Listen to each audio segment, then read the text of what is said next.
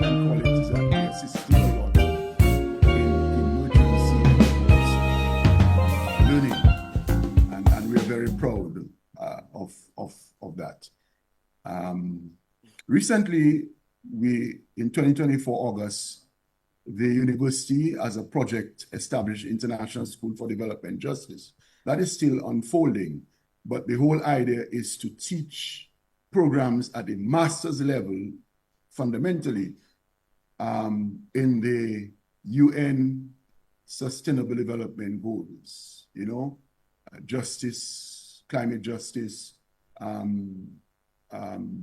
gender equity, even in sports, human well-being and that sort of thing. So that's another exciting thing that's happening. And in fact, what we have been selected because as a campus that could best do that because of our online asynchronous technology. And hence the whole designation, global, really, rebranded as such to capture our strategic thrust and trajectory. So, yes? Cool. So also, so for example, if an organization, a property, ready to start, Sobers? Can I ask the question? Oh, yeah. So let's suppose there's a development in Dominica who, for instance, gonna maybe recruit a number of locals to be trained in a particular skill, for example, service, for example, the high tourism. Your voice is dropping a bit, though. Oh, sorry. So, for example, there's a high service, with tourism, the service industry here is huge. So would the university be able to put on a training session, let's say if a new development is coming in, a training session that would gear towards whatever that facility is trying to do here, or whatever the property is trying to do here, but it would be tailored to, is that kind of things that you Definitely. And in fact, I don't know tourism is one of them per se, but Dr. Kimon Joseph in Dominica, for instance, has already put out a schedule of programs on the CPE level next year and that sort of thing. You can have a little chat with her, but definitely. And in fact, the University of West Indies itself has degrees in tourism, hospitality, and so on. But yes, the short answer again, the brief answer is yes. We can do all that, we can accommodate. It has to be viable, of course. Let us not be naive. If we are going to put on a program, some people have the erroneous view that it's online, so it's just going online and somebody just speaking. That's not it at all. You have to develop the course. You have to have subject matter experts. You have to pay people for the expertise. You have to write the program for online. You don't just, programs are not just transferred, so program is being taught at the St. Augustine campus. And we say, we want that online. And we just open up our Zoom and just place it on. That's not how it goes. There's a process. And that is why you have degrees, which we offer in learning, technology and that sort of thing, pedagogy and what have you. Because so technology design and so on, putting courses online and what have you. So it's a process, it's a science as well as an art. So yes, we do all of this, and of course the thing has to be costed. People like to say, that's the other something I want to clear up very quickly. I don't know where it comes from, but sometimes you hear people say, OU is expensive. Now, I just don't understand what that means. And I hope they're saying it less so now. When you can get to do a degree, stay at your home. Don't leave your job. There's no family upheaval. You don't leave your children and your wife or your spouse, your husband, whatever, behind. And you do a degree for 30,000 EC dollars, or thereabouts. 4-year degree? For a bachelor's degree, Okay, I'm just giving a ballpark. I don't have the figure in my mind. And of course, you do it course by course. So you don't have to find that upfront, you know? You have to find the monies per semester. Airline ticket to America itself is $4,000, $5,000, EC dollars. And somebody can correct me, because those of you who love to go to America, you probably remember what it is. I don't have any recent recollection. What does that mean? I mean, why do we like to say our regional institutions, what we offer, are expensive? Does that mean it should be free? Again, these are an online campus. Doesn't mean that people are not working, you know. They're not online, they are not in the clouds. They are real people with families, and they have to be paid real salaries. There's nothing like a virtual salary, you know? So, and all of what Dr. Joseph and the staff are doing in Dominica, all of this facilitates the online learner as well as the in-person learner, so that there's no, when people say it's expensive and then they go off to America and pay 50,000 US, 40,000 US per semester or per year and so on. Are you saying that your university that is in the top 3% should not charge even 40,000 EC dollars for a degree, but it's okay to go to America and pay all of this? And of course, hemorrhaging, severe hemorrhaging, aspirin hemorrhaging of foreign currency into another country, which incidentally, I gather, does not necessarily, is not necessarily welcoming you now. So you had to bring that up. yeah. So you really have to think of where our future lies, and our future resides with the University of West Indies. In fact, Dr. Joseph hosted a lecture recently in terms of this, by Dr. Ralph Gonzalez, Comrade Ralph Gonzalez in St. Vincent. And he spoke of the West Indian civilization. And it's impossible to fathom West Indian civilization without the University of the West Indies. But if I continue further, someone will say that I'm using the platform to advertise. So No, I'm going to no, stop no. here. You're going to have to give me a drink after, because yeah, that's all right.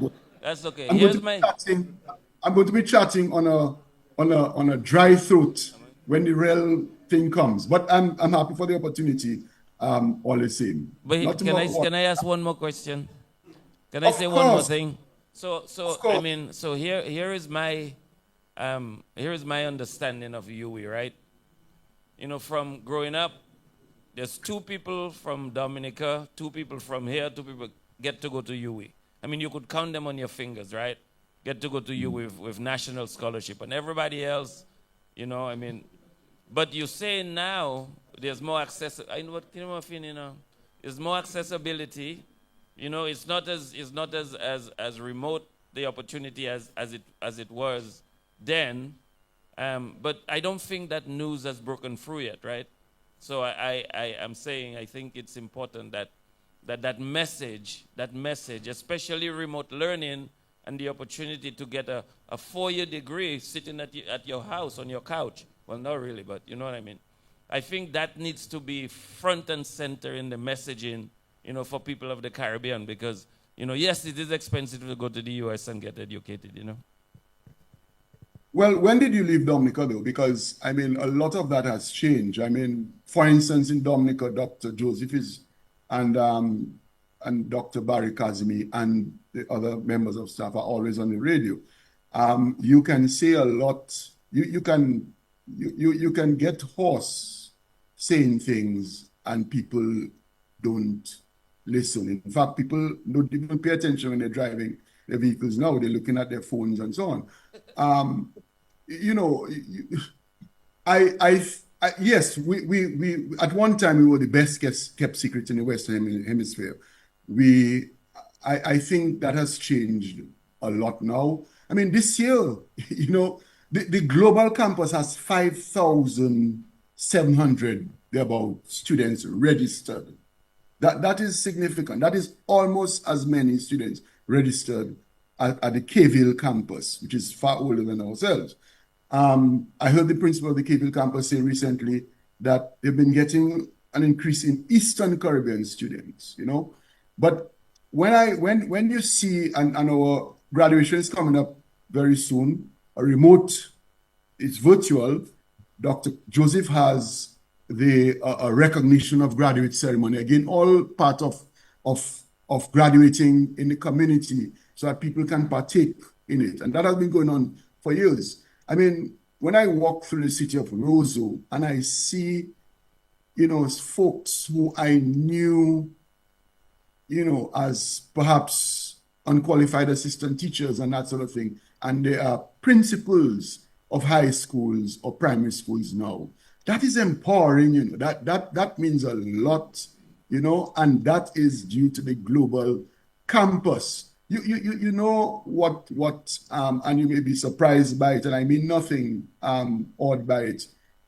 But when we had our face-to-face ceremonies, which we changed, after the pandemic, just being at those ceremonies, because I was public orator, so I was attending every ceremony. Public orator reads the citations of the honorary grad. Sitting there and seeing people of all walks of life crossing the stage. But you know what always touched me? When I saw women with child, pregnant women, it told me that look at what we're doing. These people don't have to leave their homes, don't have to travel. They are conducting their lives. Obviously, that's a proxy, conducting their life, pregnancy, and getting on with it and earning degrees. That's what we're doing now. That is what we're doing now. And let me tell you, the people you see, they can't afford to go to America to get US and a foreign exchange and go to America. And if they're not able to pay, they're thrown out in the winter tempest. So that has changed. That has changed a lot. This year we have, I don't have the figure before me, but we have a bumper historical graduate list. It has been 1,000 and something. I think we have 1,400 or thereabouts. But the largest number since we started as open campus 2008 graduating. Okay. 1,400. Okay. All right. Thank you. Yeah. Thank you, brother. Well, be careful what you ask for. I told you. I warned. He was forewarned. He was forewarned. Yes, 30 minutes. Okay. 30 minutes not enough. My heart is full. We're gonna start, guys. Wonderful. 1 minute. 1 minute time.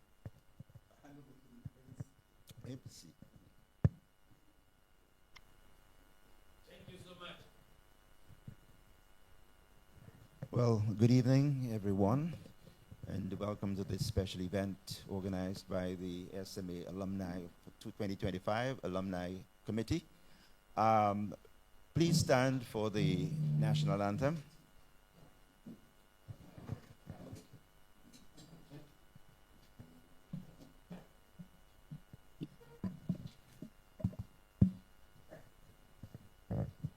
I love beauty, I love splendor, to all so sweet and fair. All must surely gaze in wonder at thy gifts so rich and rare. Rivers, valleys, hills and mountains, all these gifts we do all. Healthy land so like all fountains, giving cheer that warms the soul. Well, thank you very much, Kalen Matthew. Please remain standing, everyone, as we invite Brother Egbert Jermaine to do the invocation.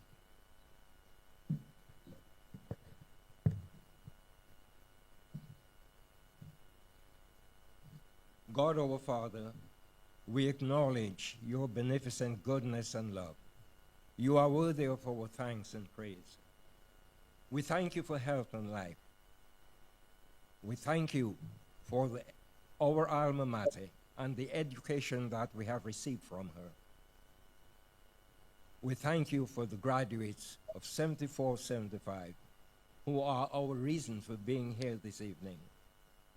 Father God, as we meet here this evening to deliberate on future education in our beloved island of Dominica and how we respond to changes in education locally, regionally, and globally, we ask you to let your Holy Spirit be with us to lead, guide, and instruct us. Father, as sons of our beloved St. Mary's, we make this prayer through Christ our Lord. And together, I ask that we join in the Lord's Prayer. Our Father in heaven, hallowed be thy name. Thy kingdom come. Thy will be done on earth as it is in heaven. Give us this day our daily bread, and forgive us our trespasses, as we forgive those who trespass against us. And lead us not into temptation, but deliver us from evil. For the kingdom, the power, and the glory are yours, now and forever. Amen. Well, thank you very much, Brother Jermaine. And I think this, yes. Well, good evening once again, everyone. It's a pleasure for me to welcome you again to this activity this evening, a very special program, as I said, organized by the SMA Alumni Committee. They were responsible for initiating the reunion for, well, the 74-75 class, responsible for initiating this SMA reunion. It actually started as a 74-75 initiative, but mushroomed, expanded to culminate in the all-encompassing SMA alumni. So that's why alumni reunion. That is why people like me could participate, and I'm very thankful for that. I have a few things that I just want to say before we start. I know we're late, and therefore I'm not going to take up very much time, but I wanted to welcome you to what I believe promises to be a thought-provoking, forward-looking, and hopefully engaging exercise. It's one of the highlights of the St. Mary's Academy 2025 Alumni Reunion. It is both a pleasure and an honor to be here, not only as chairperson of this educational forum, but also as a proud alumnus of St. Mary's Academy, or alumnus or old boy, as we generally say. And of course, yes, some of us truly qualify as old boys, a few of us here this evening. And in every sense of the word, we could be considered old boys. But I'm not entirely sure, if everyone here would share that. But nonetheless, some of us, and I was looking forward to a friend of mine who shared a classroom with me at SMA from 102 to 204, all the way through the entire journey.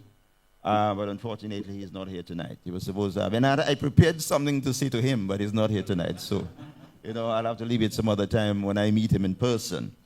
Okay, I'm not entirely sure, though. One of the things I want to say is this. The journey at SMA was a very rewarding one, very fruitful. All the way to fifth form, there was the point when you got to fifth form in SMA, you had a choice as to whether you wanted to go on to sixth form or whether you wanted to leave school at that stage and start the journey of life. And a few of us chose to go to sixth form.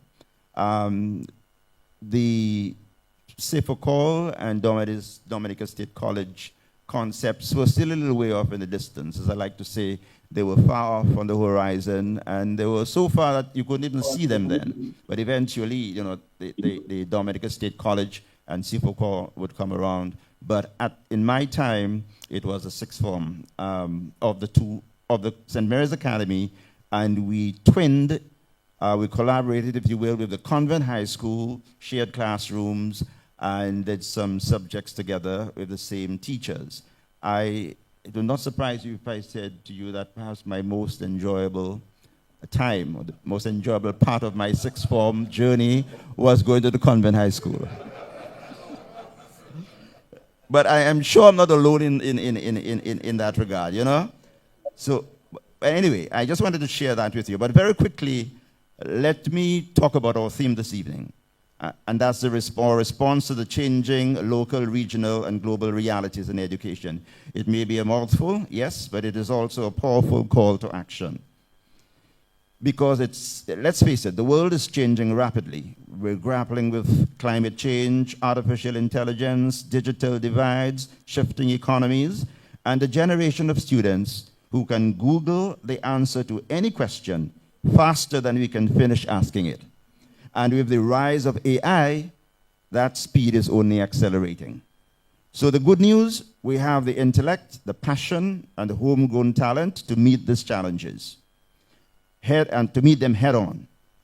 Tonight's panel features some of Dominica's finest minds who will guide us through critical conversations from curriculum relevance and teacher transformation to mental resilience, regional collaboration, and yes, the ever-important role of parental guidance or involvement. So let me take a moment to commend the classes of 74 and 75 for initiating this splendid reunion of a 93-year-old institution, St. Mary's Academy, and for including such a timely and vital discussion in the program of activities. I also need to highlight the fact that this began as the brainchild of the classes of 74 and 75, but very quickly, as I mentioned initially, mushroomed into an all-encompassing affair for SMA alumni in general, making it possible for people like me to be involved. And I think this provides the opportunity for a perfect segue into the welcome remarks that will be delivered here by Mr. Alvin Thomas, chairman of the SMA Alumni Reunion. I was looking for you, you know, I thought you had stepped out or something. So we'd like to invite Mr. Alvin Thomas to the microphone to deliver the welcome remarks.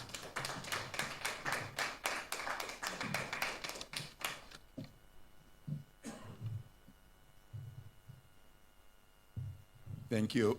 Thank you, Mr. Master of Ceremonies.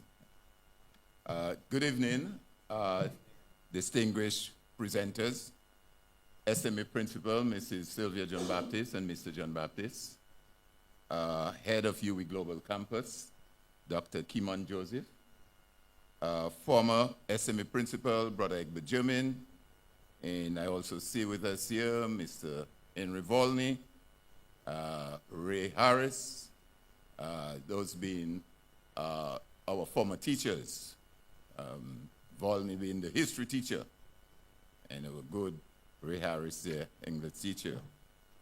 Fellow alumni who are here this evening, and those listening via the various social media broadcasts, faculty, students, friends of SMA, invited guests, members of the media, a pleasant good evening to all of you, and welcome.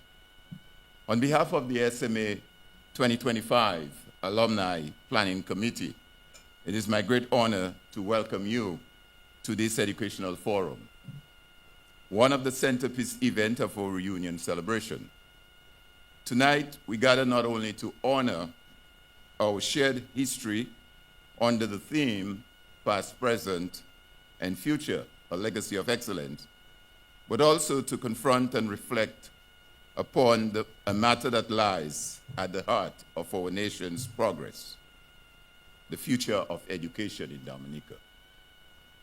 Our chosen topic this evening, the future of education in Dominica, our response to the changing local, regional, and global realities in education, could not be more timely. Education today is being reshaped by technology, global interconnectedness, and shifting societal needs. Yet, even as we adapt to these realities, the value instilled by institutions like SMA, discipline, service, resilience, and faith remain critical to preparing the next generation of leaders. At this juncture, I'd really like to take a moment to recognize several of our teachers, some of them were not here with us this evening, who have helped shape who we have become today. Part of our week's activity will be the launch of a book entitled Legacy in Action, How One Man Has Transformed the Generation of Men, Brother Egbert Germain. That will be launched on the morning of Friday at a press conference at the DPSU's headquarters. So again, I'm extending an invitation to all of you who are here. It will be broadcast live as well. In that book, the author is Tony John Baptist, class of 1985. We are particularly privileged to welcome a distinguished panel of presenters this evening, all proud sons of SMA, and of course we have as well Dr. Rose Keynes LaRocque, who also taught us during the period of the 70s at the SMA, along a former teacher who helped lay the foundation for so many of us. Their perspective and insight will challenge us to reimagine education, to bridge the gaps, and to persist and to envision a system that's equitable, innovative, and responsive to our unique Dominican context. This forum is not just about reflection, but about action. It is an invitation for SMA alumni and all stakeholders to engage more deeply in shaping the educational landscape of Dominica and beyond. That must be emphasized. I encourage us to listen, to question, and to contribute meaningfully this evening. May tonight's dialogue ignite a renewed commitment to the advancement of education and, by extension, the continued development of our beloved nation. Once again, welcome, and may this forum be both enriching and inspiring for all of us. Thank you. Well, thank you very much, Mr. Alvin Thomas. And since we are off to a late start, and we do apologize again for starting much later than we intended to, we want to make this program flow very quickly.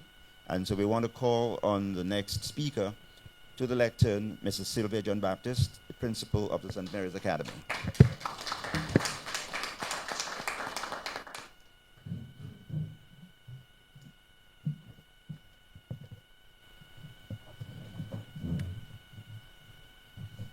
Good evening, distinguished guests, former principals, teachers of St. Mary's Academy.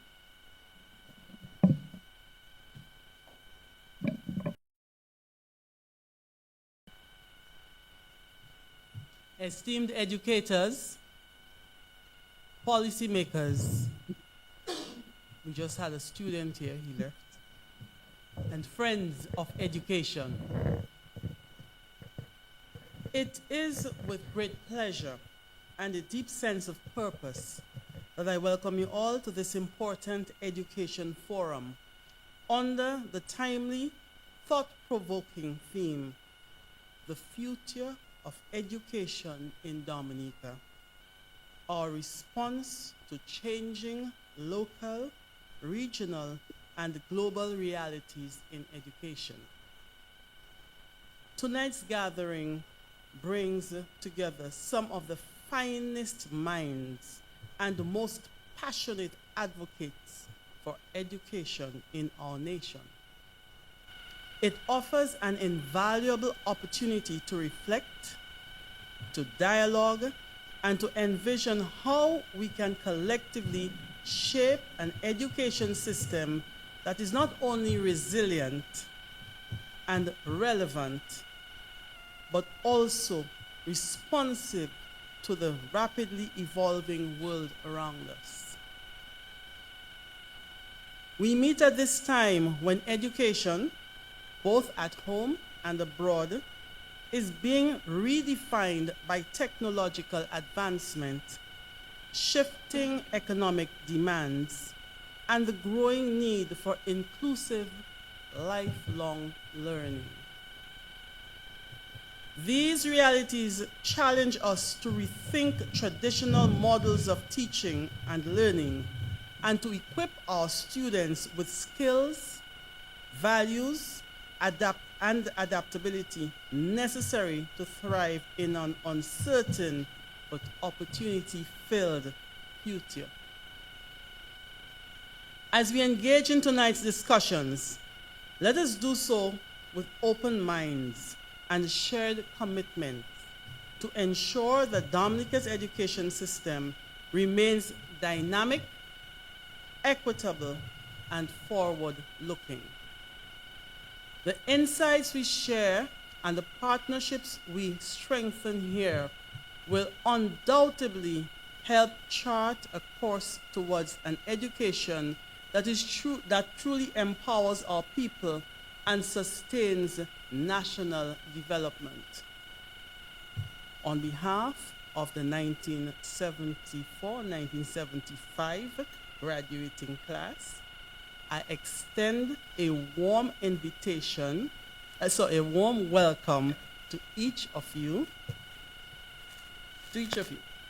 Thank you for your presence, your ideas, and your ongoing dedication to the cause of education. May tonight's forum inspire us, challenge us, and unite us in purpose as we together envision the future of education in Dominica. I thank you.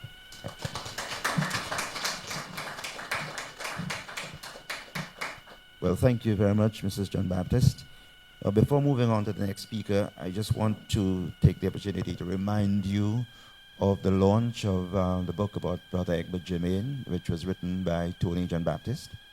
And that will take place on Friday at a press conference being hosted by the alumni committee, SMA Alumni Committee.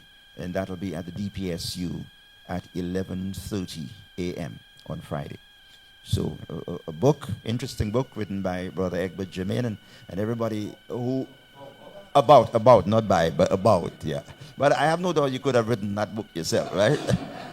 And everybody who knows about SMA, has anything to do with SMA, any connection, would have heard about Brother Egbert Germain and his very, interesting and noteworthy stint as principal of the SMA. So Dr. Joseph is waiting patiently to share some words with us because UWI is a partner in this venture, in this particular exercise. And I'm pretty sure she's very happy to come up to the lectern and share some words with us about UWI's involvement. Good evening to everyone. I want to big up my principal, Dr. Francis Sever. Good evening to you, sir. And good evening to everyone in the auditorium, as well as those who are joining us live on the various media platforms. It is my pleasure to welcome all of you to UWI Global Campus Dominica for this education forum of the St. Mary's Academy in collaboration with UWI Global Campus. When Mr. Sobers Esprit first asked me about the idea for including a panel discussion as part of the week of activities for SMA's alumni reunion celebrations, I knew it was coming at a very busy time. Independence is busy overall, but for us at UWI, semester 1 is filled with activities and events that keep us moving from thing to thing to thing until Christmas break. However, I said yes for 2 reasons. Well, 3 reasons if I'm honest. Firstly, it was Sobers asking, and I have never ever once needed Sobers' help for something for UWI for him to ever refuse me. And so I cannot say no to Sobers. Secondly, UWI has enjoyed a good relationship with St. Mary's Academy overall, but we have come to appreciate the yes-can-do attitude of Mrs. John Baptist and her team in the time that she has been at the helm. In addition to our information sessions with the students during open days, since Mrs. John Baptist has been serving as principal, we have seen the school itself sponsor several of its teachers for continuing and professional education courses. That had never happened before. And last academic year, we partnered with education officers Daly and Maxime of the curriculum unit to host a man-to-man session that focused on the importance of tertiary level education for young men at St. Mary's Academy. And the third reason why I agreed to this collaboration, ladies and gentlemen, is perhaps the top reason of them all. I am a convent girl, and when an SMA boy asks a convent girl nicely for a collaboration, she really refuses. But let me stick to the topic, okay? When we speak about the future of education in Dominica, I am inclined, because of the nature of my work and the nature of my own research, to focus on UWI Global Campus's impact on that future. My colleagues and I continue to lament that in Dominica, at a time when we have seen the participation in continuing and professional education courses, CPE, triple from the figures we had pre-COVID, sadly, very few males have taken advantage of the opportunities to further their education and to engage in lifelong learning. For example, out of the 990 students registered for CPE for 2022-2023, only 205 were male. In 2023-2024, we had a total of 700 women in our continuing and professional education courses, but just 192 men. Last year, 2024-2025, there were only 186 males among the 935 CPE participants. In our degree programs, it's not any better. For 2024-2025, we had a total of 250 students pursuing undergraduate and graduate students from Dominica in the overall global campus. There were 200 females and 50 males. Now, you may ask, so what is UWI doing to bridge this gap? And that's a good question. For what my team in Dominica can control, which is the CPE, Continuing and Professional Education short courses, we have sought to put more traditional male programs on the offering table. Programs like Building and Construction Management, Quantity Surveying, Occupational Health and Safety. But do you know what is happening there? Each time we offer these, we have a large male population, that's true, but more and more females are now registering for them too. And what is even more, the top student in each of these courses over the last 3 years has been a woman. So last year, we began working at the grassroots level, and that is where SMA came in. And so I'm proud to say that SMA was a pioneer project. We are getting into schools and hosting workshops where we speak to the young men directly. And we use the man-to-man program as a means of not only dialogue, but a demonstration of the benefits of actively pursuing tertiary education.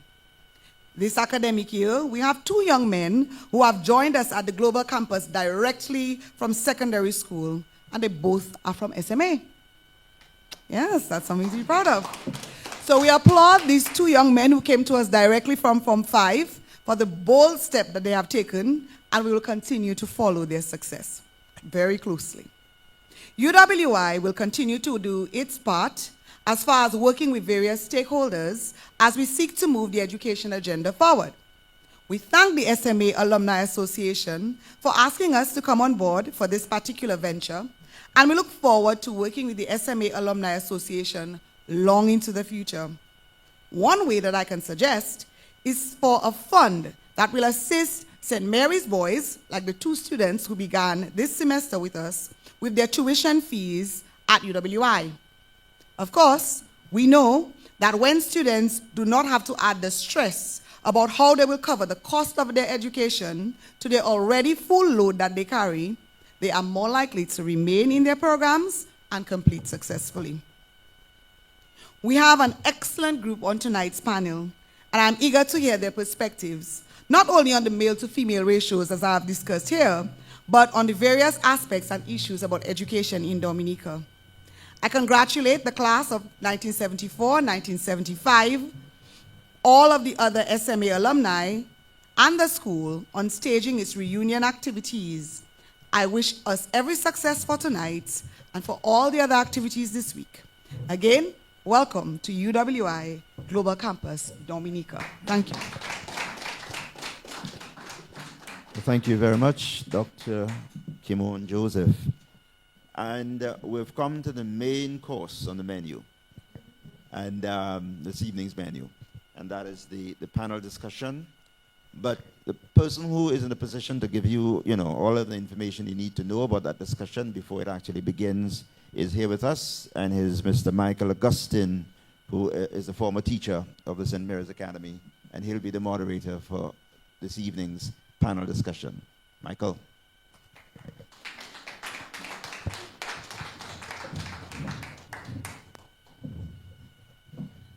Good evening, everyone. I am not an old boy, as you can tell. No. I mean, look at me. I'm not an old boy, because you notice that team stressed on old boy. I'm certainly not an old boy. But I wondered why Sobers gave me the most difficult task. He brought me in on this exercise, and he simply gave me the ideas and said, Michael, you have to come up with the questions. And I thought that was the most difficult. I would have loved to have been the MC, like Tim, but Sober said, no, that's your job. Okay? So since we are late, I'm going to just ask that the panelists join us on the table. Dr. Swinburne Augustine.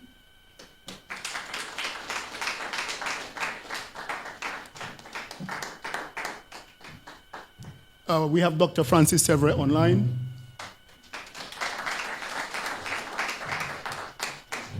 Dr. Edmund Tavernier.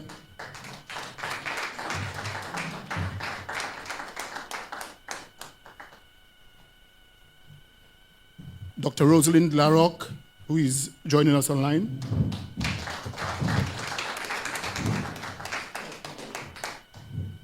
And my troublesome student, I remember, Mr. Michelle Williams. Yeah. Okay. Again, good evening. We are here to discuss nothing less than the future of our nation, the future of education in Dominica. Our world is changing rapidly, from climate realities to digital frontiers. Our task is to explore how our classroom must evolve in response. The goal of this panel is not just to talk, but to ignite ideas into action. So let's begin. We fed our panelists with the questions beforehand, so they are pretty much aware of what I'm going to throw at them. Okay? So we will begin with question 1. I'll read it to Edmund, Dr. Tavernier. And we are focusing on this question in terms of our foundation and our identity. So in the face of globalized curricula and digital content, how can we ensure the future Dominican education system strengthens rather than dilutes our unique cultural identity, Creole language, and connections to our indigenous language and culture? Tavernier.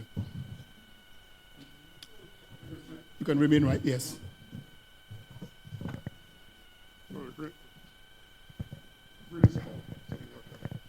Hi, good evening, and thank you very much for the introduction.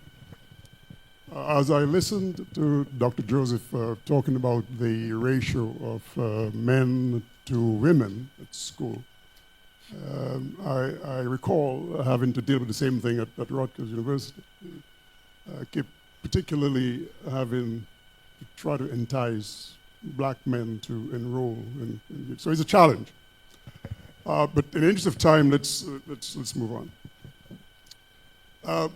While the direct question deals with culture, because of the nature of the topic, I'm just going to give some broad outlines of the education system within which this cultural aspect should be examined.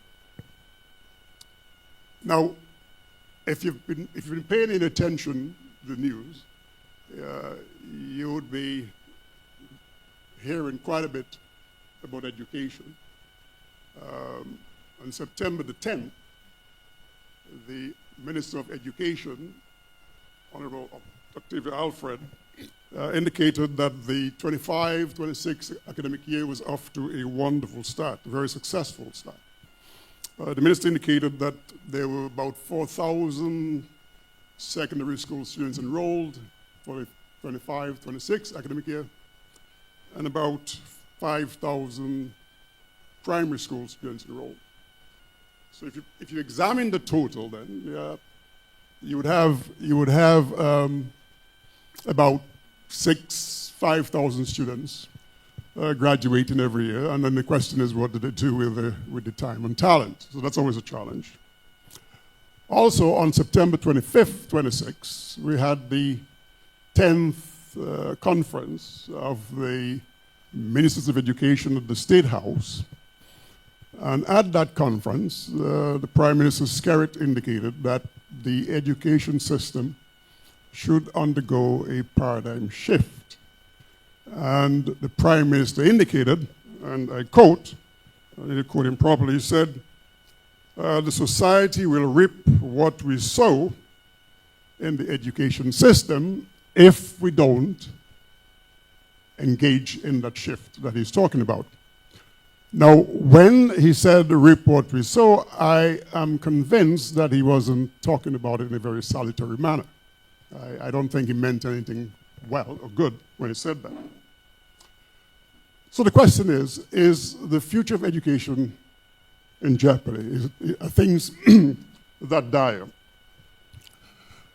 So let's look just briefly at what's going on, what has gone on for the 19th, 20th, and 21st century. Of course, the 21st century would be aspirational. It's still evolving. So in the 19th century, we had, for example, the technological innovation was electricity and the telephone. The 20th century, of course, was the internet. And of course, the 21st century is still evolving. We have cyber physical security, social media, AI, robotics, and so on and so forth. The main industry then, oil, of course, agriculture was in infancy and so on.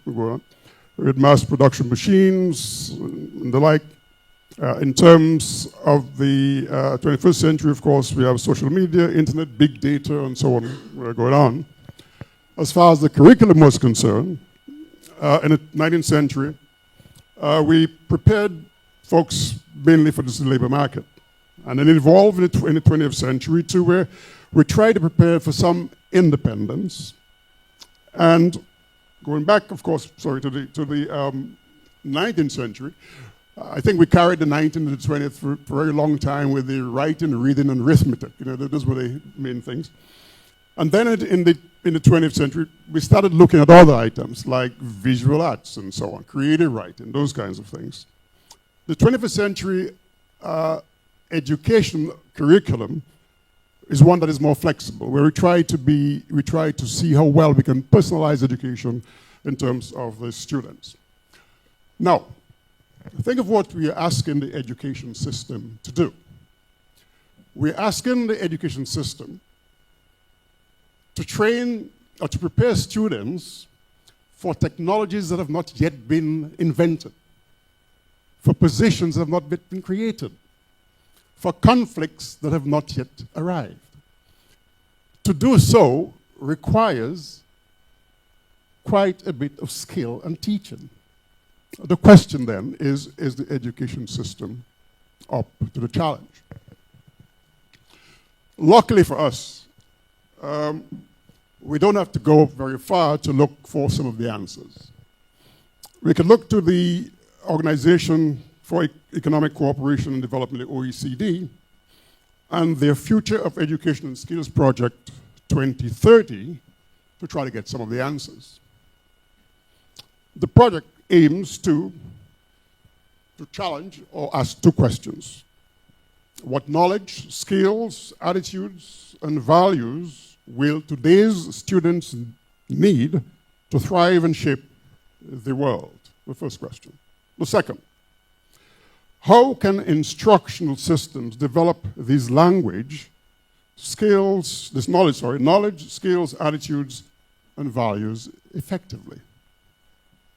Now, these questions clearly are questions that the education system should be able to answer. Of course, there may be limitations, given resources, but there are several panelists on tonight's discussion, so I'm not going to dwell too much on any one education facet. I wanted to say that education, because of the vital role that it plays in developing knowledge, skills, and attitudes and values, enable people to contribute, to benefit from, and we have to try to ensure that it does so in an inclusive and sustainable manner. We all now these days are very concerned about the environment and so on. So what are some of the changes then that should be made to the curricula to ensure that we have a functioning education system that is relevant for the future? So here are some suggestions put out by the OECD report. Student agency. Now, hopefully we could discuss about that a little later, but let's just look at it for now. The curriculum should be student-centered and strive to incorporate students' prior knowledge, skills, attitudes, and values as a means of motivating students. In everything that we do, motivation is always the key. And as I listened to Dr. Severus speak earlier on this asynchronous and synchronous instruction, I teach a lot of classes remotely, and they're asynchronous in nature.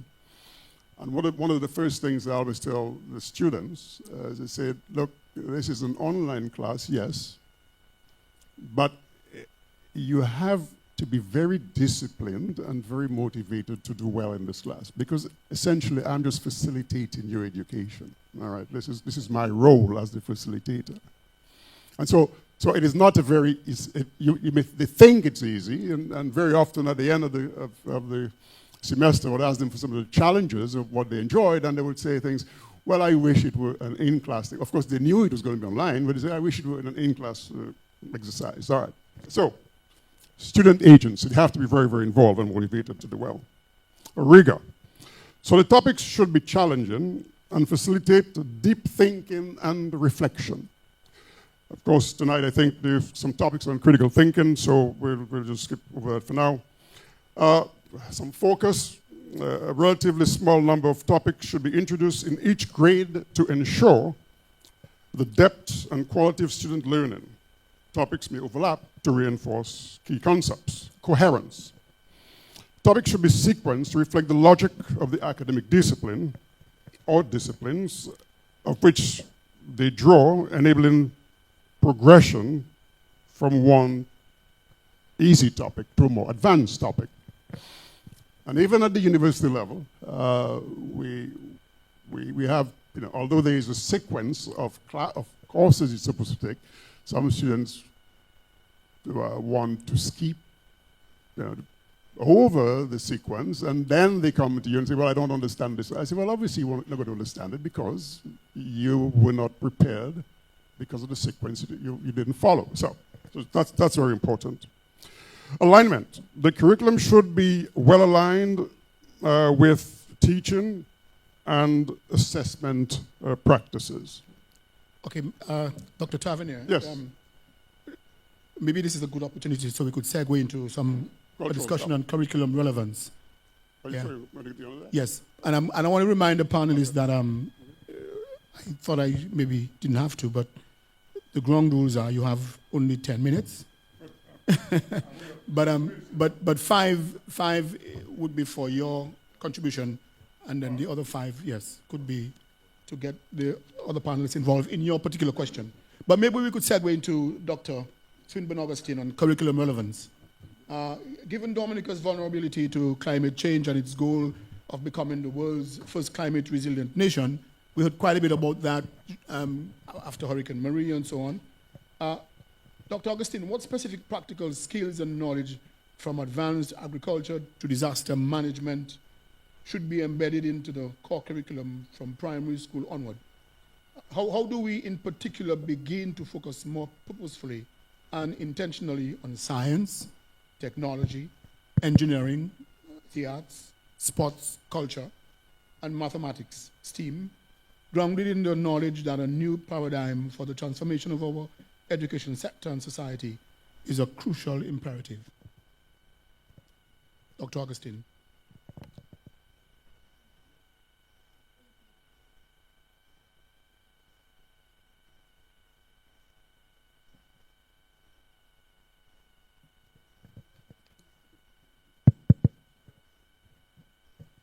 Good evening, everyone. Thank you for inviting me to be here.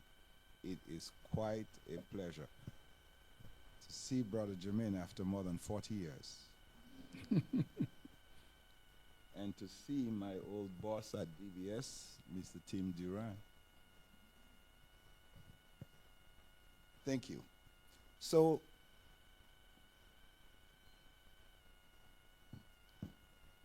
to achieve Dominica's goal of becoming the world's first climate resilient nation, and I will try to stick to 5 minutes, embedding specific practical skills and knowledge into the core curriculum from primary school onward is crucial, as we just heard. We need some here are some key areas that we can focus on. Practical skills, advanced agriculture. By that I mean sustainable farming practices such as permaculture and agroforestry. What is permaculture? It is the development of agri-ecosystems intended to be sustainable, but more importantly, self-sufficient. If you teach a man to fish, he'll have enough fish to feed his family and others. So these are some of the agroforestry, climate resilient crop management and soil conservation, irrigation management and water harvesting techniques. All those have to be built into the curriculum. Disaster management, understanding natural hazards such as hurricanes and floods, which we are so prone to in the Caribbean, disaster risk reduction and emergency preparedness, and response and recovery strategies. Renewable energy and sustainability, solar, wind energy systems, efficiency, energy efficiency and conservation, and sustainable building practices and green architecture. Water management. We have a lot of water in Dominica. 365 rivers we like to boast about. How do we conserve that? Not just for now, but for generations to come to enjoy and to continue to say that we have 365 and maybe 366. Watershed management and protection. I just retired from the United States Environmental Protection Agency, where all we do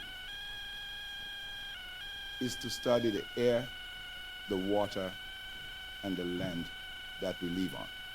That's our only mission, to protect human health and the environment.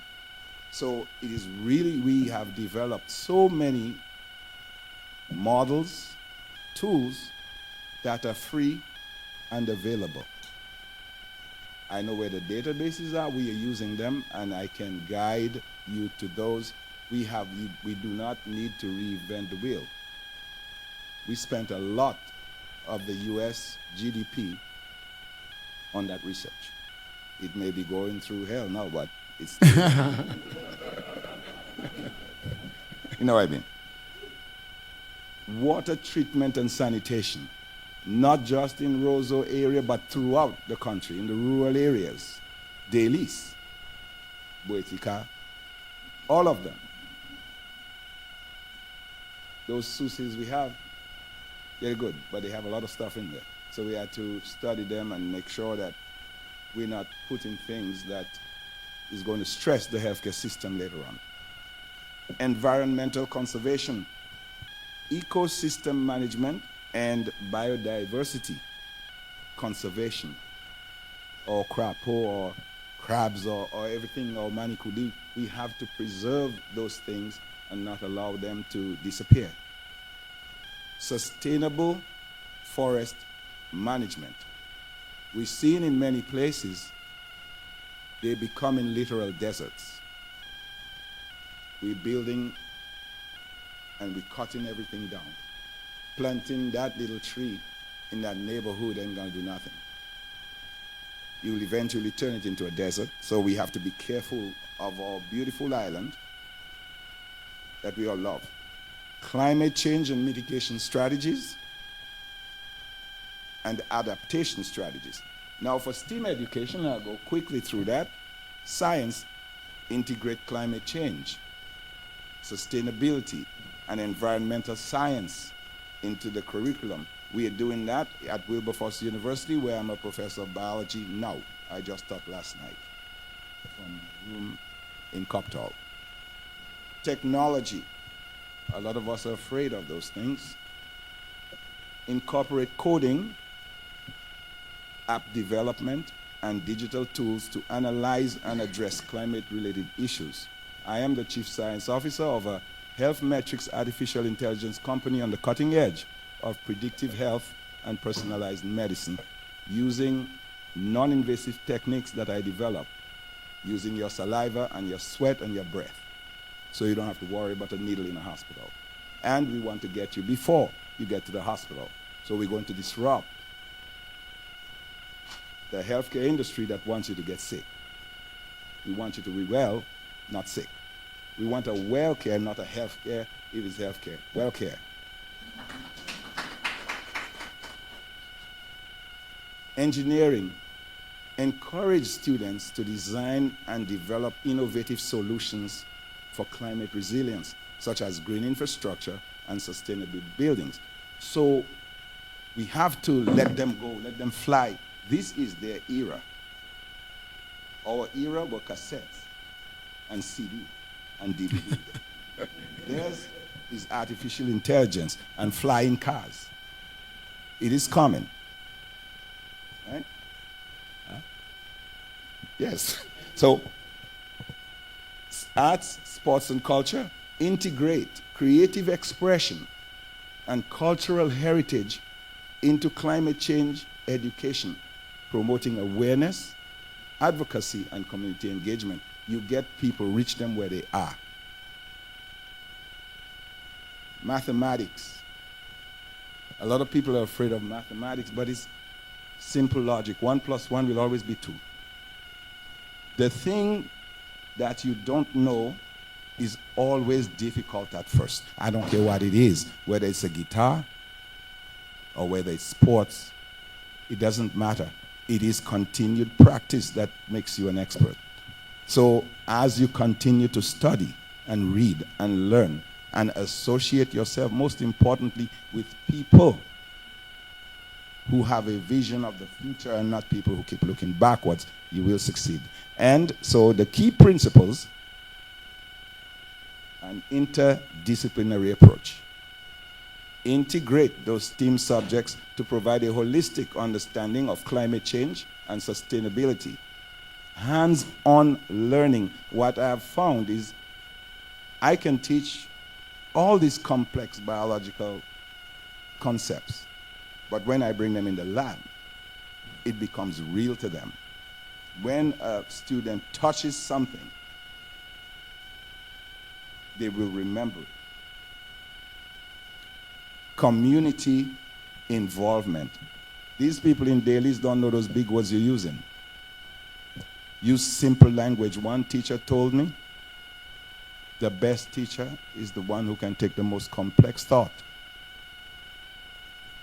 and make the most common person understand it. That is brilliance. Incorporate them. You can't just do things and throw it on them. These people are proud, right? They're very proud, and a lot of them didn't go to high school, not because they failed an exam, but especially when Brother Jermaine was my principal, there were just a few high schools in the country, and a lot of them couldn't make the cut. So there are a lot of smart people here. Treat them that way and involve them. They have great ideas. They've been touching that land forever. Cultural relevance. Incorporate our local culture and traditions into that. When you do that, what you're doing, you're actually adding value, things that will make them want to do it because of the culture that they love. Our clothes, yeah, we're proud about our country. And continuous professional development. All these teachers teaching the same subjects all day long. It becomes boring. Where those textbooks are, is about 10 years behind where the research is. The things that the medical doctors are doing now, we're 10 years ahead. They'll catch up at some point. So by embedding these practical skills and knowledge areas into the core curriculum, Dominica can equip its students with the skills and competencies needed to address challenges of climate change and build a resilient future. Okay, thank you very much, Dr. Augustine. Dr. LaRocque, I'm pretty sure you would agree for the curriculum to remain relevant, and you just mentioned boring teachers and the like, that teacher transformation is imperative. So, Dr. LaRocque, the role of the teacher is shifting from instructor to facilitator and guide. What does effective professional development look like for our educators to make this transition? And how do we support them in integrating new pedagogies and technologies without increasing teacher burnout? Dr. LaRocque. She's online. Yes.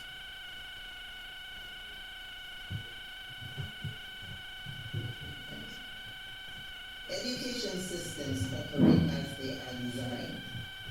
So if we want real change, we must look beyond just teacher training and professional learning changing just that.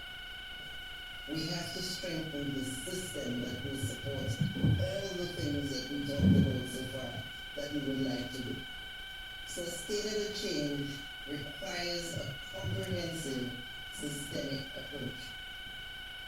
For me, our journey begins with three fundamental questions. What is the purpose of education writ large? What does education transformation mean for Dominicans specifically? And the third question is, what are the interests of our students? Because many times we bake a cake that no one wants. We should bake. The answers to those questions will shape our professional development content, our curriculum, our lesson planning, and even the way we evaluate educators and the system. Innovation works best when the system isn't overloaded. So the very first thing we have to do is to facilitate educators so that they can pivot to embrace change and adapt to all the new things that we're talking about. How do we do that? The way to help them facilitate that change, they have to learn how to facilitate the change for themselves, and therefore we have to teach them change management. It's not going to work just because we add all these new things on. There is a process. How do we handle change management? We begin to help them look at the polarities in the system. What is it we're doing? Are we doing social emotional learning, or are we doing content learning? Are we doing AI, or are we going back to the rote and testing? What are we willing to give up? What are we willing to modify? How are we going to embrace this change and make it very clear that there will be pros and cons to all the new initiatives, and how do we measure progress? Now you may say that's not professional development. It is. Because when educators understand this, then they are better poised to embrace the change and redesign their instructional strategies and how they teach. We need hands-on training for the teachers, experiential PD. Don't know if we've moved away from lectures. Lectures are necessary just to get the basic information, but the information only becomes relevant when we do hands-on. So what does that mean? We need to have them engage with the tools. We have to expose them to it. We have to teach them how to reflect on what they're doing and ask questions. It's no longer just having a trainer at the front delivering their best lecture. We have to teach people how to collaborate. That's a word that's lacking in education, because we're still into the I. Even if we're talking about all of this technology, the world is moving to collaboration. It's no longer the Lone Ranger series. And we have to help them, therefore, contribute to curriculum development. We cannot, in Dominica, transform and buy a curriculum somewhere and impose it in our climate as we've done before. We need to embrace the community. Yes, businesses. Maybe seniors go out in the summer for a week where they do a apprenticeship on something and get a grade for it. Or maybe, like the last speaker talked about, forest management. They do something called like a mini Gusto where they spend a week learning about this, because we can't overload the system. Maybe that's not something that can be infused at this time, but we can generate interest for all those things that the young boys don't seem to be interested in. Maybe here are some things they can learn in the summer that can spark enough interest, so when it's introduced in the curriculum, you've got an audience. Collaboration is vital. There's a method of PD now that we call collaboration and inquiry. And it's where teachers spend time and share their plans with others, learn how to analyze the data from their classes, do lesson walkthroughs where one teacher may stand up and present the lesson that she's going to do within a week, get feedback from her peers, and the peers, through something called instructional rounds, can go into the classroom and observe, just how you observe doctors, doctors do that all the time, and give feedback. And that way you're building collective skills and fostering ongoing learning. If the adults in the building demonstrate collaboration, then the kids will do collaboration, and it won't just be something you do during the science fair where you say work on a project, like an afterthought. We want to have time. That's going to be the main thing. Scheduling and time. Here's a thought. Robin Fogarty from Chicago talked about 6 ways to integrate the curriculum. Because I hope we're not talking about taking each of these strands and making them courses by themselves.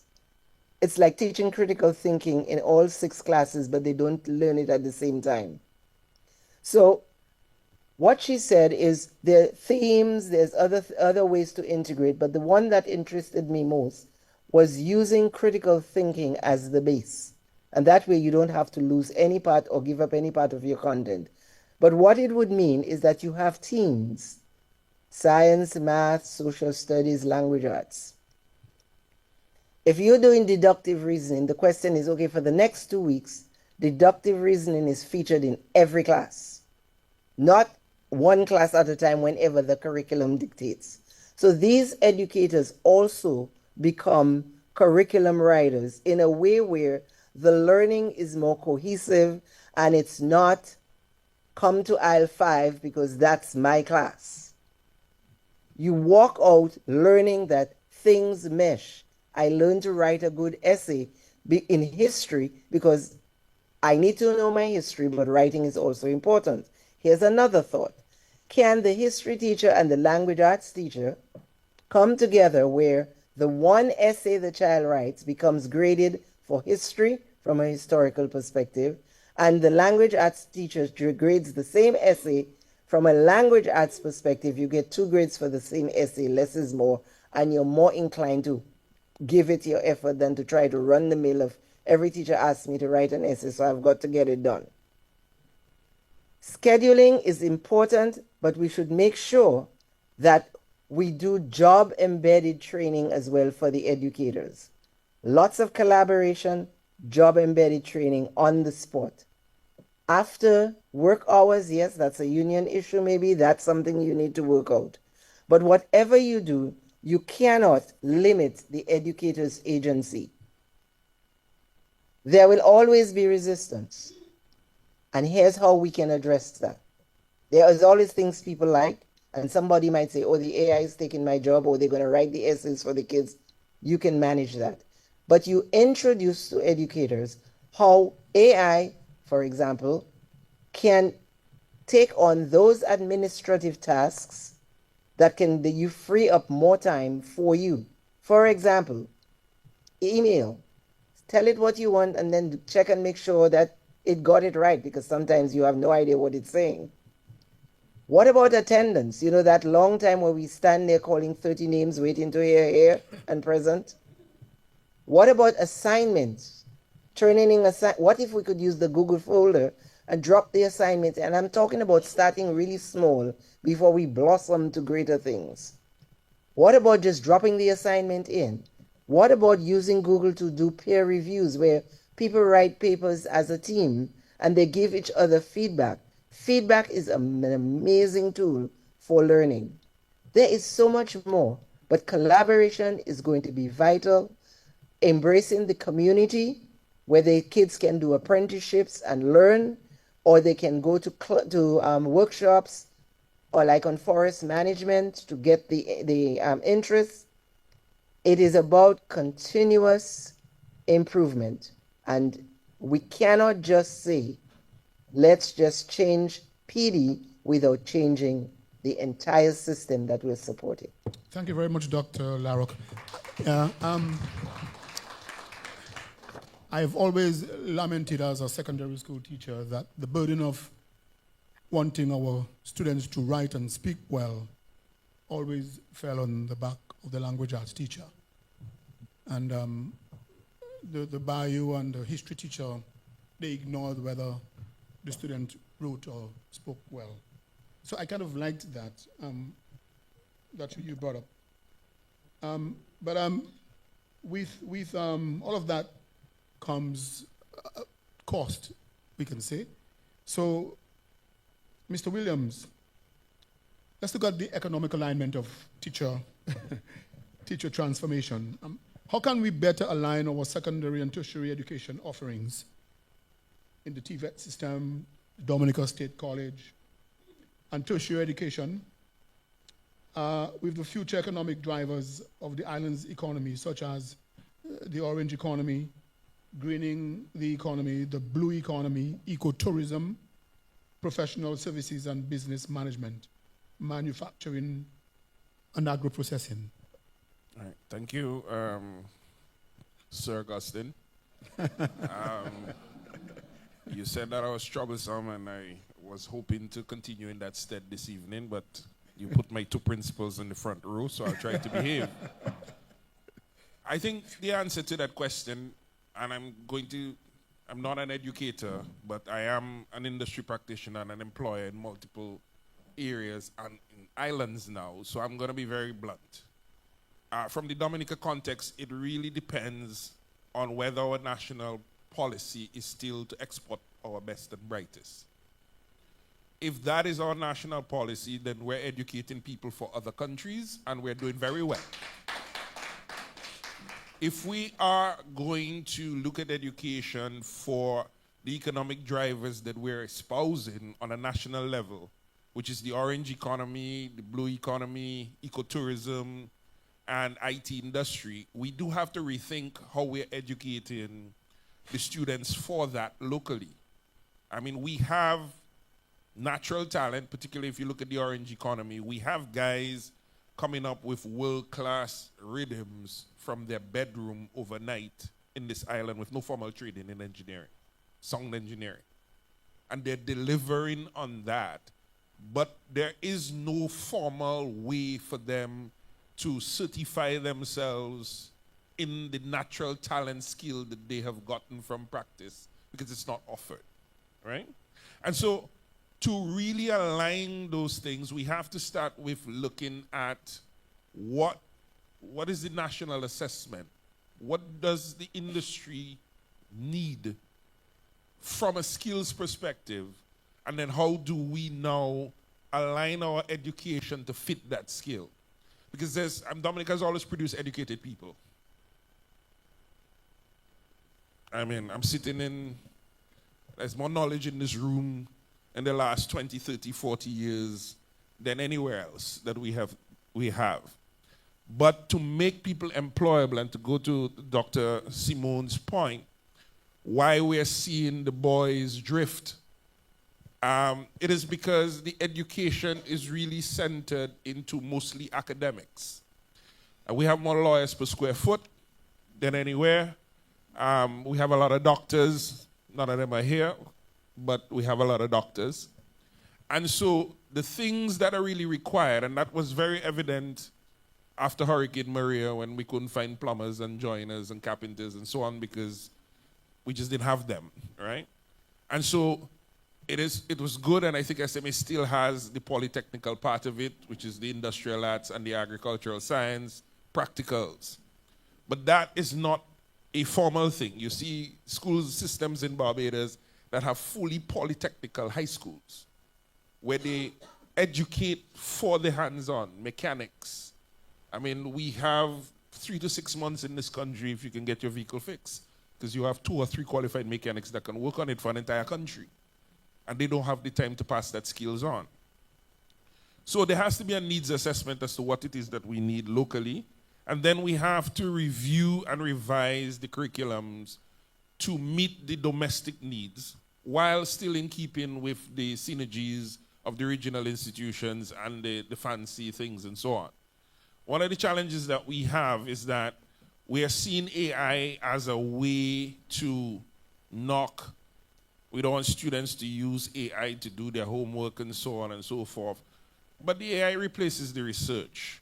I think if education, one of the things we see in industry is that people come with excellent grades, but they cannot think.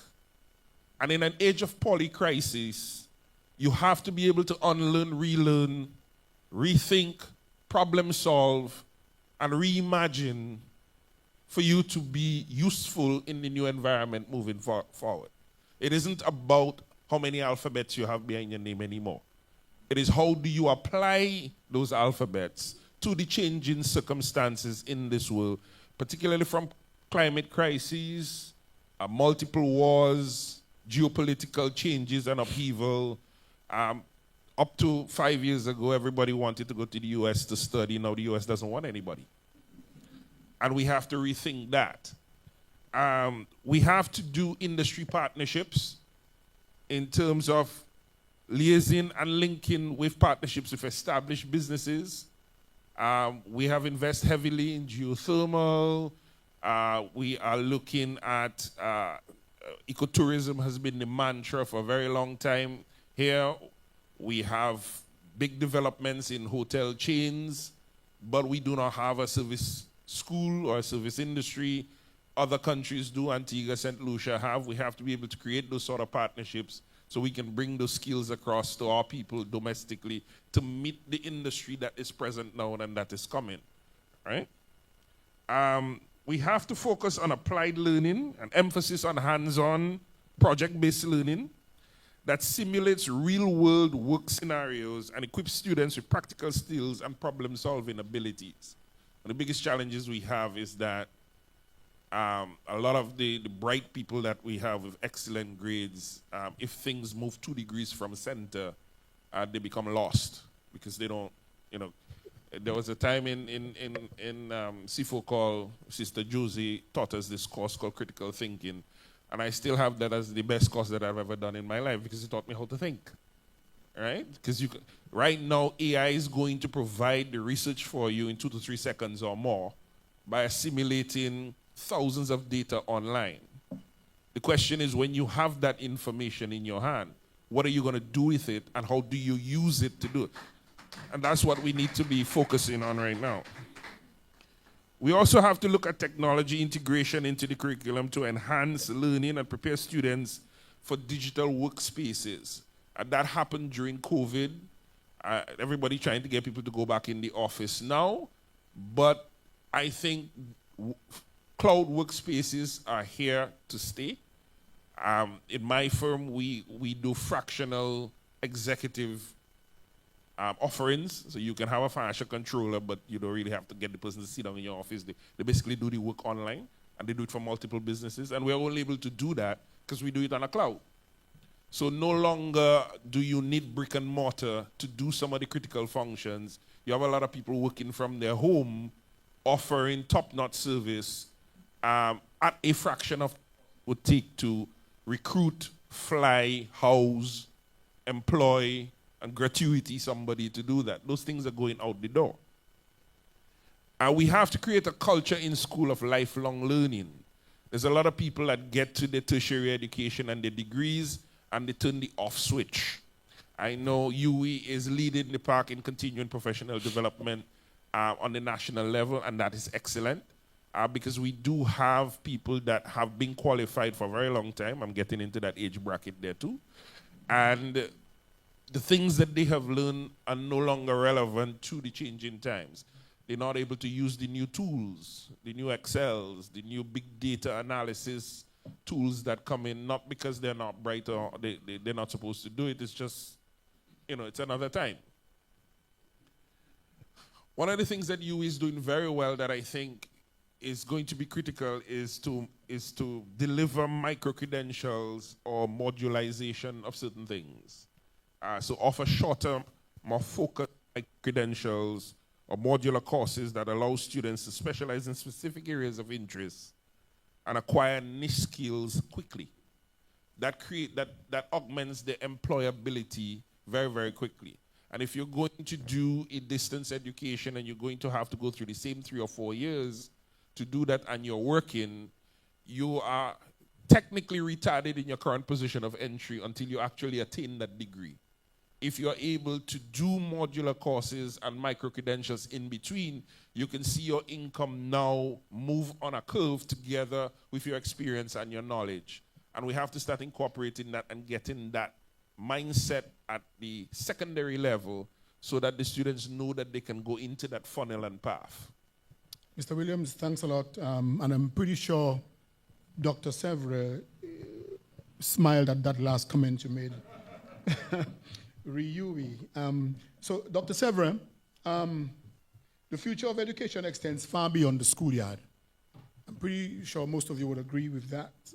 So how do we break down the walls between schools and communities to create a culture of lifelong learning? Mr. Williams just mentioned lifelong learning. And actively engage parents, elders, local businesses, he's a businessman, and partners, or as partners, sorry, in the education process. Dr. Severin. Good night, everyone. I notice, moderator, you have skipped 6 and gone on to 8. Is that the intention? That is intentional. I listened to his comment, as I said. Right. Yes. Yes. I just want you to know that even at this time of night, I'm alert. So, yes. But I just wanted to make some preliminary statements. And I want to thank fellow panelists for the interventions earlier. I think everything fits together. But there is a point... If I may, yes. You know, feel free to segue into number 6. Yes. Yes. Certainly. Sure, Everything, I suppose, is inextricably bound. Right, yes. There is a point that Dr. Larrock made, and I think it is pertinent for tonight. And she did speak about overloading the system. And respectfully, moderator, your questions are excellent. But I want to put it to you, and I want to give you the challenge that we have perhaps overloaded the system tonight. Because if you had a classroom situation here, our students would leave with a lot of knowledge, but very disoriented. Because each one of those wonderful questions could have made a distinguished lecture. Be that as it may, let me sort of paraphrase what I want to say with a few ruminations. You have heard the saying, culture eats strategy for breakfast. And I want to vary that a bit to say that culture eats technology for breakfast. Because culture, which is a design for living, is in fact the core, the scaffolding on which everything is built. And I suppose my area or my proclivity, my bias is sociology and the humanities. And therefore, I am a bit uncomfortable, and it is problematic for me when we tend to privilege and get excited and in fact kneel at the altar of AI and technology, when in fact we should be doing as Dr. Rosalind Larrock has said, we should be fixing the system. And so if we do not ensure that the system itself is in order, the AIs and the technologies and everything that we put over it would just be, and you may have heard the allegory or the metaphor by Jesus himself, putting wine in old skins. And this is not what we want to do, okay? We have to treat teachers as agents. We have to understand that it's a mindset change, almost a cataclysmic change that we require. Because if we do not change those basic, fundamental, and rudimentary matters, then we'll be spinning top in mud, but we will forever be drawers of water and hewers of wood. So in terms of the question 8 per se, I think the United Nations Sustainable Development Goal number 4 is the place to start. And what does it say? Quality education, provide inclusive, equitable, and quality education for all, fostering lifelong learning opportunities and bridging the global education gap. And it means that we have to break down the walls. We have to go beyond the academy. We have to go beyond the school. We have to involve the community. Now, educators, Ministry of Education officials, the government, and other stakeholders must first have a shared vision in all of this. It cannot be directed from above. It cannot be directed from the political directorate. They give the guidance. But there has to be inclusion in terms of that shared vision. Because the name shared inheres in the concept. And if it comes from one angle or the other that is politically directed, then it is not shared at all. Education is a shared responsibility. So in terms of that culture of lifelong learning,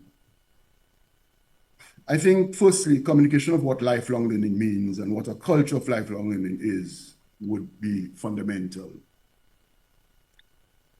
We have to use programs on radio, television, YouTube, and all the contemporary media to promote lifelong learning. And let me answer the question with questions. Do we acknowledge the benefits of lifelong learning? You heard the previous speaker. I'm not too sure whether you have arranged brothers-in-law speaking contiguously, but be that as it may. Do we acknowledge the benefits of lifelong learning? Do we emphasize enough that education is indeed the passport to the future? Do we emphasize how communities will benefit collectively? Do we promote that learning promotes quality of life at all ages? Do we have a cutoff point where we say, at this age, education stops? Again, the term continuing education, with the accent and the emphasis on continuing, is very important. I may even ask the question, are we afraid of educating people? And that's the culture that I speak about. What about the vulnerable groups in our community? If we target these groups by breaking down the walls, going outside of the school compound, the school boundaries, for instance, this shift will and can help to reduce poverty, discrimination, and inequality. You heard Dr. Joseph speak about the two young men who have come directly from high school to the university. That is a good model, but how are we going to support them in that regard? So it is not only the responsibility of governments. The NGOs have to be part of that shared vision. Private sector, communities, and government.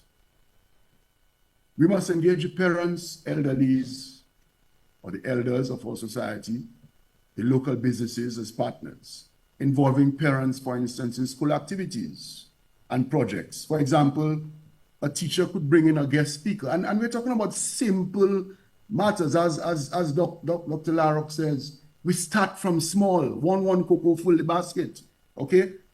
A teacher invites or brings in a guest speaker from the community to interact with the students. What about that? And share issues facing the community. In that way, the theoretical aspects are made live and real so that the theory can be applied to the real problems in the society that community person, community elder, for instance, would espouse in the classroom. So this gives real life experiences, okay? And of course, the person coming to speak must not be anxious about anything. They must not be concerned about speaking of a matter or an issue in the community that affects them. If there is that, then that constraint on free speech is also problematic. Allow the public to visit the school to see exhibitions of students' work. I am not au fait with what's happening today in the high schools per se, but I'm not too sure how often we have what we used to have when growing up, exhibitions, okay? Host lectures, workshops on topics relevant to social issues. Ask elders to volunteer in school to serve as mentors. But your culture has to allow that. Your culture has to be one that does not dump and chuck away old people, what we call old people, which in itself has a stigma, but it has to embrace. And when you do that, the depth of knowledge that can, community knowledge that can emanate.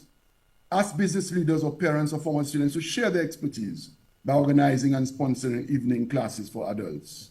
Utilize social media to keep everyone informed of school events and activities. Collaborate with local businesses to provide students with real-world learning experiences. Host regular parent-teacher conferences so that your teachers and your parents speak. And not only the parents of the good students, quote-unquote good students, because you know who comes to PTA meetings, the parents who really are part of the choir, and then those whose children may be problematic are away. How do you seek out those parents and bring them in? Plan field trips on which students and parents will attend, you know? And I think it all comes back to the old African proverb. It takes a child, it takes a village to raise a child, okay? So it has to be an all hands on deck. Schools, family, community groups, and businesses must work together. We must understand and recognize, according to UNESCO, the holistic character of lifelong learning. We must promote transdisciplinary research and intersectoral collaboration. We must place vulnerable groups at the core of lifelong learning. We must establish lifelong learning as a common good. And that is why I emphasize that the culture is very important. And in terms of the system, to superimpose all of this on the system without repairing the system would be, as I said, spinning top in mud. We have to understand that it's not only the theoretical aspects, but the emotional intelligence, the social problem-solving skills, and so on. All of these have to be addressed in order to arrive at this culture that will support and embrace the lifelong learning. As I said, moderator, there's a lot that you have packed in tonight. Yes. There's a lot that can be said, but we are limited by time, really. Yeah, I was actually going to ask you to move into number 6, which you just intimated a while ago, just a short bit. But it is not deliberate to put the brothers-in-law back to back, no. But I'm going to continue in that vein, though. And I'm going to call Michelle again. Because within the OECS and CARICOM, there are frameworks. You know, just a couple of days ago, I heard, radio host Matt Peltier with, I think it was Dr. Jean-Jacques and someone else, promoting the idea of free movement between the OECS territories. So within the OECS and CARICOM, there are frameworks of educational integration, UE, Dr. Severa, the Caribbean Examination Council. So how can Dominica more actively, Mr. Williams, leverage regional partnerships to share resources, offer specialized in-person and online courses, create more opportunities for student and teacher exchange? Dr. Severa hinted, inviting guest speakers, community leaders into classrooms, or sharing best practices without losing sovereign control over our educational priorities and development objectives. And before Mr. Williams continue, let me just remind everyone that our esteemed panel, everyone, are SMA old boys. Okay? So let's just continue to... And teacher. All right. Dr. Larrock, yes. Thank you, Mr. Moderator. Yes.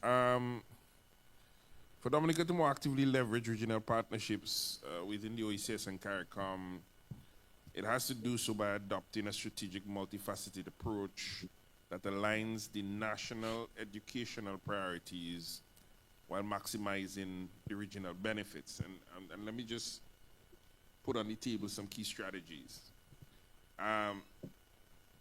Dominica needs to actively participate in existing frameworks like UWI, CXC, OECS educational committees to influence regional policy and resource allocations in line with its own domestic national agenda.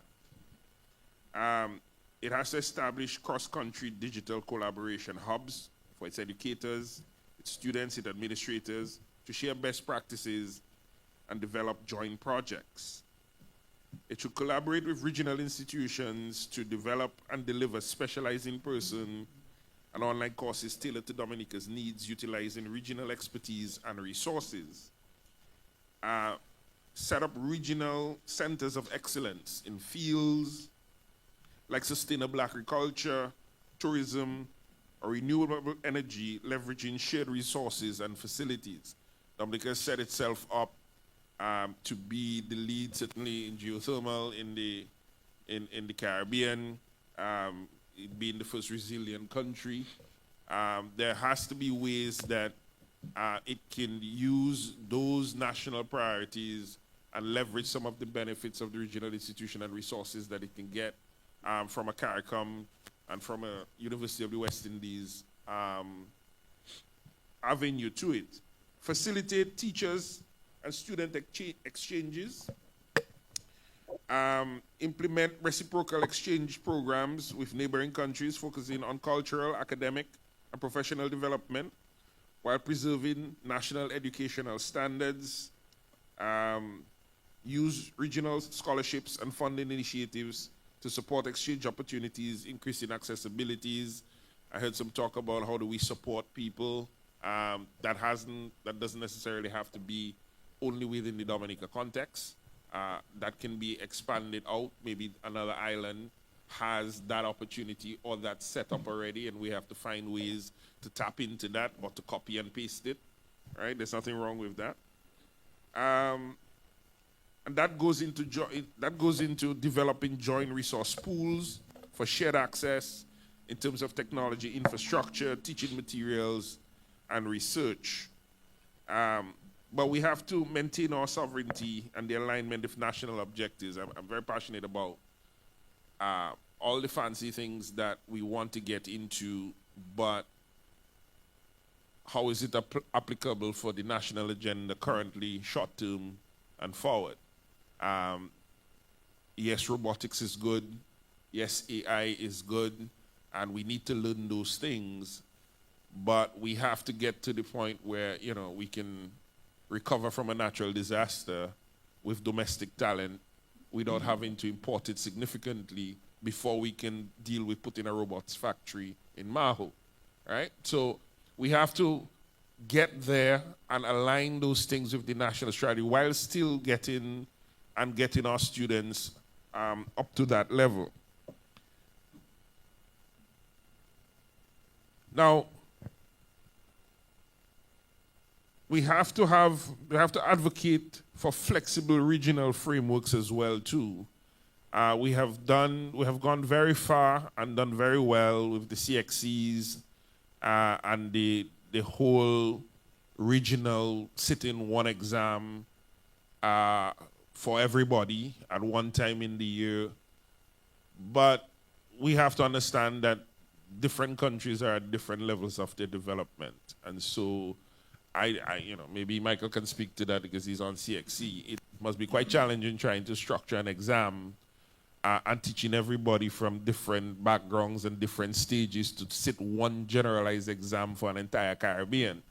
And then when you pass that at that level, how applicable is it for your national circumstance, which is where you live? And now that we're going into this age of cross-border freedom of movement and so on, I go back to my original question. Are we training our people to export them, or are we training our people to move our own national agenda?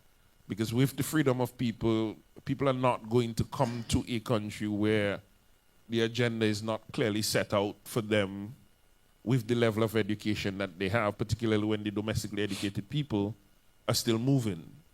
And so we may find ourselves to just be a factory of producing bright minds, but our own national agenda is not reaping the benefits of the regional organizations that we are part of. And that is worrying from a country perspective. Okay, thank you. But, you know, you kind of put me on the spot there with CXC. Yeah, I've been an examiner with CXC for more than 25 years, I think. But I guess you're worried about having this one menu, and it doesn't matter whether who eats chicken, who eats pork, we feed one menu to everyone. So maybe Dr. Larrock can probably maybe give us a little insight into maybe an assessment revolution. So if we are truly moving towards a system that values critical thinking, creativity and problem solving over rote memorization, how must our methods of student assessment, our exams, as Michelle mentioned, our grades, etc., fundamentally change to reflect and measure those new competencies that we are trying to forge towards? Dr. Larrock. Okay, thank you again. So let me start off by saying that the physical design of classrooms directly affects the assessment practices and student engagement. Historically, and I'm sure we're the same way, we sat in rows. I looked at the back of the head of the person sitting in front of me, and on cue, they would turn around because now we would say, discuss. If education is going to prepare us for the real world, this is not how businesses operate. Everybody is working on a team right now. On a team. Everybody has their part, they meet, they report, and then they make changes, and then they go back and do whatever it is they have to do. I say that to say, I will go back to my old song and dance. If we cannot get kids to collaborate, if we cannot get kids to work in teams, if we cannot get kids to review the work of their peers, we are wasting our time. If the final exam cannot be a project, something generated by the student where they take the knowledge and do something new, it's called the transfer of knowledge. And all the rote assessments is done during the school year, what exactly are we doing? Because I want you to take what I teach you. For example, in my book, and I didn't want to bring my book up, one of the assessments we did is at the very beginning of the year, and that was for 10th graders. We did a survey and we asked the kids, where do you see yourself in the next 10 years? And whatever they answered, we took that and we molded the content to those professions that the kids said they were interested in. So the kid, for example, who said, I want to be an editor at a newspaper, his final project was to take the content and write a news release on the content. Because all the testing had already been done during the year. That's what we do. We teach, we test, we move on.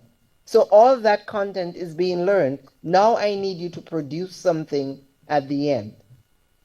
We have to get away from memorization. It's critical in some places as you learn. And by the way, we can use AI to check that. You teach something, give them a multiple choice, make sure they have the basic facts, get AI to check it if you have the machine, the Scantron, and keep it moving. You've just gained time at home where you're not grading a basic paper to see if they got the basic knowledge. We have to change to teamwork. We must go to problem solving as our assessments and have the kid prepare it. And maybe over the radio, the winner talks about that thing they created in science because, or something they wrote on that they saw that was happening in Dominica, a topic that they found interesting that they researched. Because does our present system help kids do research? With all the, they can look for an answer in a second on their phone. Are we using that to help them do real research? And above all, we've got to teach them to understand the validity of what they're reading, because there's a lot of crap out there that's not valid. and kids don't know better. We can differentiate the assessment. Somebody there said, yeah, give everybody the same test and move on.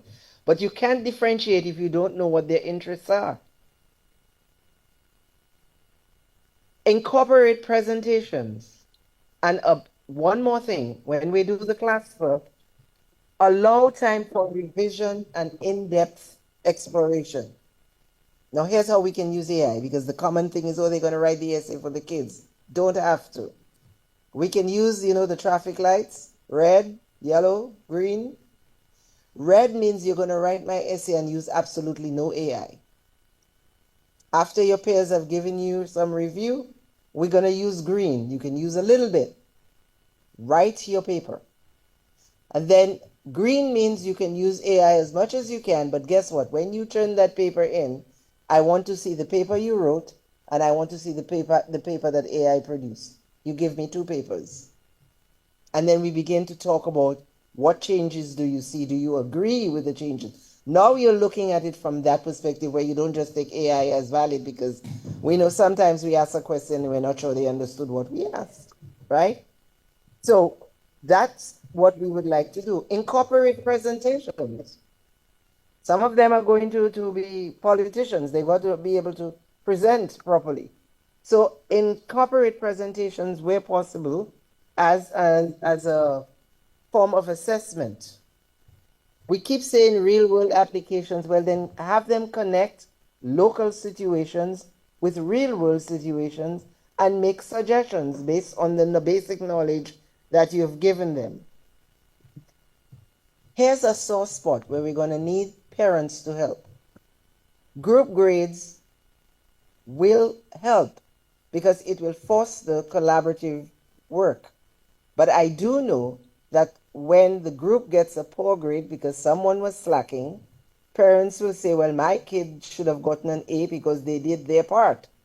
Newsflash, you could be in the worst company, but you could be the star of that company. When the company gets a review, nobody cares about your stardom. So we're preparing you for life. It is important that we look at what the workforce demands and modify our assessments to mirror those demands, because after all, we say what? We're preparing you for life. Thank you. Thank you, Dr. Larrock. Yeah, thank you. Thank you. While Dr. Larrock was presenting, I just took a glance and I noticed that some of your eyes are beginning to close a bit. So I'm going to engage you. Okay? So what I'm going to do at this juncture, I'm going to invite, the audience, if you'd like to engage any of our panelists. And before I ask the final call to action from all of our esteemed panel. So if there's any contribution you'd like to make, any point you'd like to raise based on a few of the ideas that I raised earlier, from foundational identity, the relevance of the curriculum. I had an idea on the digital divide, but that was captured by Dr. Augustine and Dr. Larrock as well. Teacher transformation came up. Mr. Williams spoke about the economic alignment. We spoke about regional collaboration, parental and community engagement. Dr. Severus spoke on this one. And we just heard about the assessment revolution. So if there's anything you'd like to, Yep. Okay. Good evening, all. First, let me just commend the SMA Reunion Committee for organizing this forum. It's live for DBS, so I guess a lot of people listening. I just want to ask Dr. Sever a question. When he said that you have to fix the system before you... No, what I want to find out is when he said that you should fix the system and not add on all the AI material, I just want his opinion as to how do you manage fixing the system and adding? Do you wait until you fix the system first and then you add on? How do you navigate those two? That's the question I would like to. Yeah, Dr. Sever. Very good question. Very good question. Now, I think in the dynamics and of life and in the real world, you cannot do it chronologically. You have to do it almost concurrently. So I want you to construe what I said as an alert, as a consciousness that AI and technology, and here is the principle of the global campus, which is the technological campus speaking. Okay, and I'm speaking about that because we understand that our input in the academy, talking about university, is very important in terms of the output that you get. So AI, giving students tablets and that sort of thing, and the technology does not resolve the core. It is perhaps can be construed as Band-Aid. So what about the what you might call the banal and routine matters, the taken for granted matters, as a supportive working environment? Things like the teacher's health, mental health, and wellness, even matters like implementing day of policies for teachers, you know, to allow them to engage in personal pursuits, but also study. Improve working conditions, which is another whole area by itself. Because we all know, and let us not fool ourselves, in a lot of our societies, including Dominica, teachers take their little salaries to buy food, nutrition for students. Those things are still happening, you know, and the salaries have not increased, you know, providing more resources so that they can do the work that they are trained to do and the work that they're employed to do, you know. I spoke about better pay, remuneration, and that kind of thing.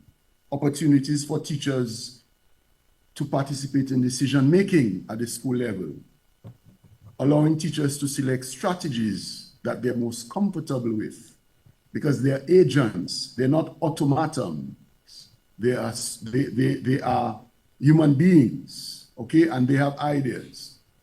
Providing the usual grants and privileging the teachers in that respect, prioritizing them in terms of getting them trained in the same AI that we speak of, in terms of what Dr. Larocque spoke about, because you have to have training in order for you to discern an essay, and you have to know your students too, that is written by your students and one that is written by AI. There's a certain state and you know, lack of creativity that you might see in a certain banal AI writing that if you compare to what a student writes, and if you know that student, you know that is not his or her work, you know. So that those kinds of matters, and I was referencing very briefly the emotional intelligence aspects, you know, for both your teachers and your students, you know, so that, you know, let me share with you a quotation from Shannon Cobran, who's the head of educational training at the SDG Academy. And she says, education must get soft. Education must get soft to better prepare students for work. You know, if your education system does not contain or does not carry those aspects that teaches self-awareness, self-management, social awareness, relationship skills, for both your teachers and your students, problem solving, you know, critical thinking, then I'm saying to you that the AI and the technology would just be an add-on. So the point is that, I think it's Dr. Dublin who asked the question, that culture and the supportive environment must drive the technology. Seek first the kingdom of culture, and the system and all the rest will fall in line. Thank you, That Dr. is the point. Sevre. Thank you very much. Thank you. Thank you. Thank you. Okay. Yes, please go ahead, sir.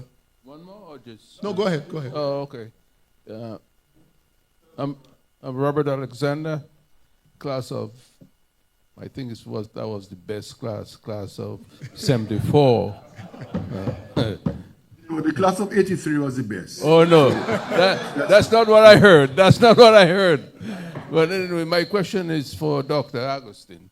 You mentioned different aspects as to how you can, how the community can engage itself through certain aspects of development. But how you think the government financially can support these aspects you were talking about? Thank you. When it comes to government stuff, I'm out of it.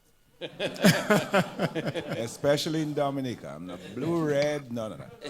But seriously though, I'm just being facetious here.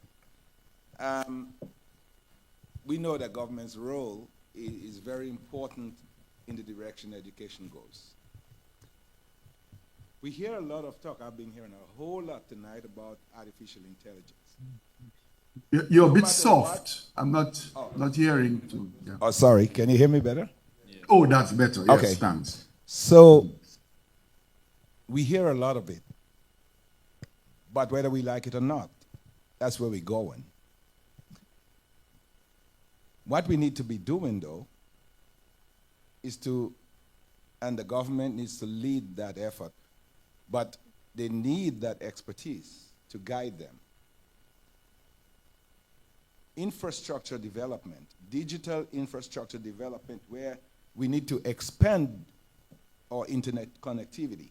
The people in Grand Bay, in Girodale, should have reliable internet where they can perform, whether it's studying, without interruptions. Yes, there will be some, but mostly reliable. Public Wi-Fi, established public Wi-Fi hotspots, those that have to be subsidized in community centers, libraries, schools, not just when they're walking by Jolly's pharmacy. It should be all over the place for students and families to use. Digital inclusion initiatives. The government needs to help drive that. Device distribution programs and implement device distribution or loan programs for students from low-income families, ensuring that they have access to those digital tools. Subsidized internet plans. Those are specific things.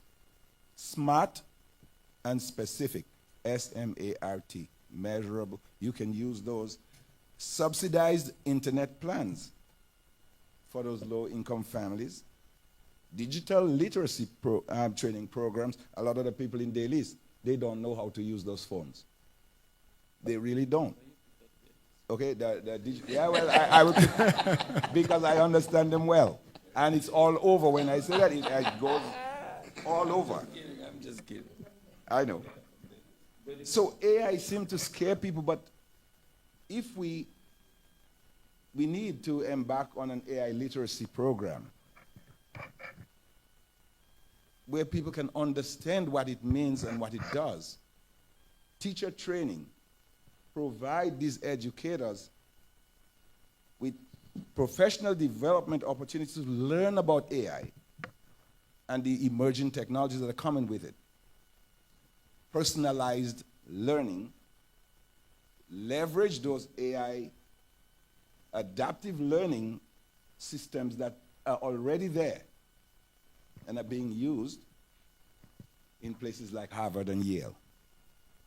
While we biting around the edges, they're using it all over the place and creating magic. And ethics, responsibility, we have that, is what I think most people are concerned about. Emphasize the importance of ethics honesty, responsibility, and critical thinking when using it and these emerging technologies. So that's where we're heading, and the government has a big role in pushing it forward. Thank you.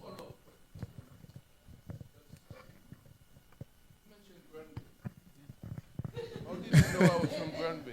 I think he was focusing mainly on Delhi's, you know. Oh, you mentioned Granby. Yeah. How did you knew I was from Granby? My AI glasses told me. Those AI glasses told me. Yeah.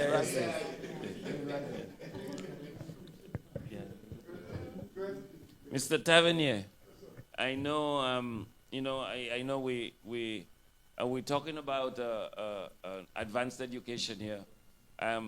Although, I know Mr. Saverin spoke about, cost and the relevance of education measured against the cost of education, and wanting to do, go to school in the U.S. and that will be way more expensive than doing it locally. But no matter how we skin this cat, cost is a factor, it is a factor. So my question to you is, in your experience and with the networks that you've been involved in the U.S., educational networks, even with your college and everything, are there any opportunities for, maybe just, for example, some cities have sister cities, so LA would be a sister city of, I don't know, maybe Grand Bay or something, you know what I'm saying? But is there any opportunities for this where, there could be opportunities for people, for example, they spoke about whatever it is, twinning, sister city, whatever it is. Sobers always have to correct me. So, but we were talking about the pipeline from high school to college. I mean, that's the natural trend in the U.S. I mean, it's sounding like we have two students who've made the transition, but that's normally that's what happens. You leave high school and you go straight to come in. We have a couple kids who right on the cusp of doing that. So in terms of creating some connections, I mean, what possibilities are there? And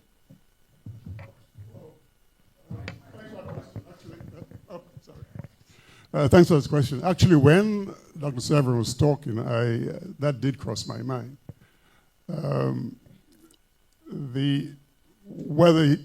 Whether we like it or not, there is still a cachet to U.S. education. That goes without saying. And so while he was talking, I was saying, I was thinking, maybe we should talk at some point and see if there is a way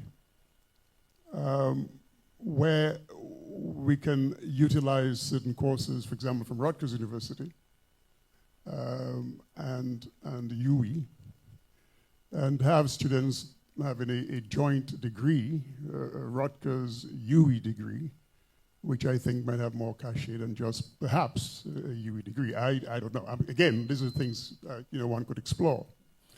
So that is a very relevant question and a very great one.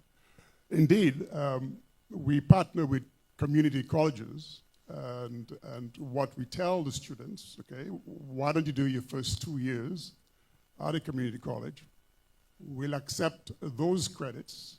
You come to Rutgers and you spend 2 years, so your 4 years, and you end up with a Rutgers degree instead of a community college degree. And by doing so, you save tons of money. So that is a very fair and relevant question. And perhaps Dr. Severin and I will be talking at some point to see if there are possibilities in that area. For example, like, we're streaming this, right? So maybe you could, sometimes you have a side stream that would go, you know what I'm saying? I mean, I'm playing, but you know what I'm saying, right? I mean, there's a cost associated with it, but we have to find ways to make it possible to make education more available. More affordable as well. Let's get one more. I think Mr. Moderator, before you go on, I just want to assure everyone here that joint degrees is not a new concept to the University of the West Indies. We do have joint degrees with institutions, in various parts of the world, usually at the master's level. So that is something that is already in train with the University of the West Indies, and so it is something that can always be explored further. So there is precedent. Okay, let's just before we get to Mr. Augustus, let's just get Dr. Augustine wanted to make just one quick point. Just a quick point about what we're talking about right now. Dr. Severin is talking about the UE and the UE university partnerships, and Dr. Abney about this. But what if we could do it from the state college? I took the job as professor at Wilberforce University in Ohio under two conditions, because I retired and I was coming home to have fun. One was that I could do it from here. That was the hook. When they said yes, the other part was the reverse has to be true. That the students at the state college here in Dominica could register and get accepted and be conditionally approved for acceptance into Wilberforce and continue right on to their bachelor's without having to step out or stay right at their houses and do it. If I can teach from here to students in Ohio, the reverse has to be true. Otherwise... Yep. Okay, my question. People in this country, we tend to think that every other Dominican is a lawyer, is an engineer, is a doctor. And Mr. Williams said that we tend to become a factory where we produce educated people in various skills, and they leave and they go. Okay? So my question is really, we have a system where 100 students want to go study at universities, but we have already 500 engineers, 400 doctors, etc., etc. How can we fix that? Because other kids want to go become engineers, become doctors. How are they going to come back home when they know that there are 1,000 doctors already who is unemployed, and engineers as well? That's my question. Mr. Williams. Yeah, add something to it. Add something to it. Hi, I'm going to add something to this which may answer your question. So I don't think it is about the quantity as opposed to the quality. So I am a very strong believer in critical thinking. I am so moved when they said it today, because teaching people to think is one of the best skills that we can give to our people today. If you teach people to think, you force them to create problems which they have to solve. So let's look at it as creative destruction. Creative destruction is about taking an existing situation and changing it to make something better. So you're taking the education system, you're looking at it from a creative point of view, and you're destroying it to make it better so that it is more apt for tomorrow's people, to students tomorrow. So it's not about the number as opposed to the quality. What can they bring in addition to what already exists? Not about being a lawyer or a doctor. It's about what do you bring to your table as a lawyer, as a doctor, as an engineer, as a plumber, as whatever profession that you want to apply. Okay, thank you. Mr. Williams? Yeah, I agree with that point, and to your point as well. It's not so much what people are studying. I think it's trying to align the interests with the employability of people. Yeah. So we have to look, and Dr. Severus spoke of it. The culture is that for you to be bright and to be educated, you have to be an engineer. You have to, like the Nigerians have that as well too. You must be a doctor. You must be an engineer. You must be a lawyer. Anything else you have to become, you are not quote unquote educated enough. And I think one of so we have been stuck into that tunnel where what we want our children to be is a doctor, a lawyer, and an engineer. And so we have a lot of those. And you find the space, the economic space for these people are very small in a small island developing state. The reality is, if we do not lay out the needs assessment of the country and what it needs, then you are basically, and you create formal avenues for people to gain interest in those other areas, then you're still going to have everybody as soon as their child can pass a CXC or an A-level, well, you should go and be a lawyer because this is what we consider to be the high-level professional task. For instance, right now, I mean, there was a time when Dominica had a lot of accountants. There are not that many anymore. You can hardly find one, right? Some have left, but there isn't the active student engagement in that tunnel anymore. And you cannot drive industry and business without professionals in those key skills. Now, they're not lawyers, they're not engineers, but every professional accountant will tell you that they genuflect at every discipline of every business in their professional career.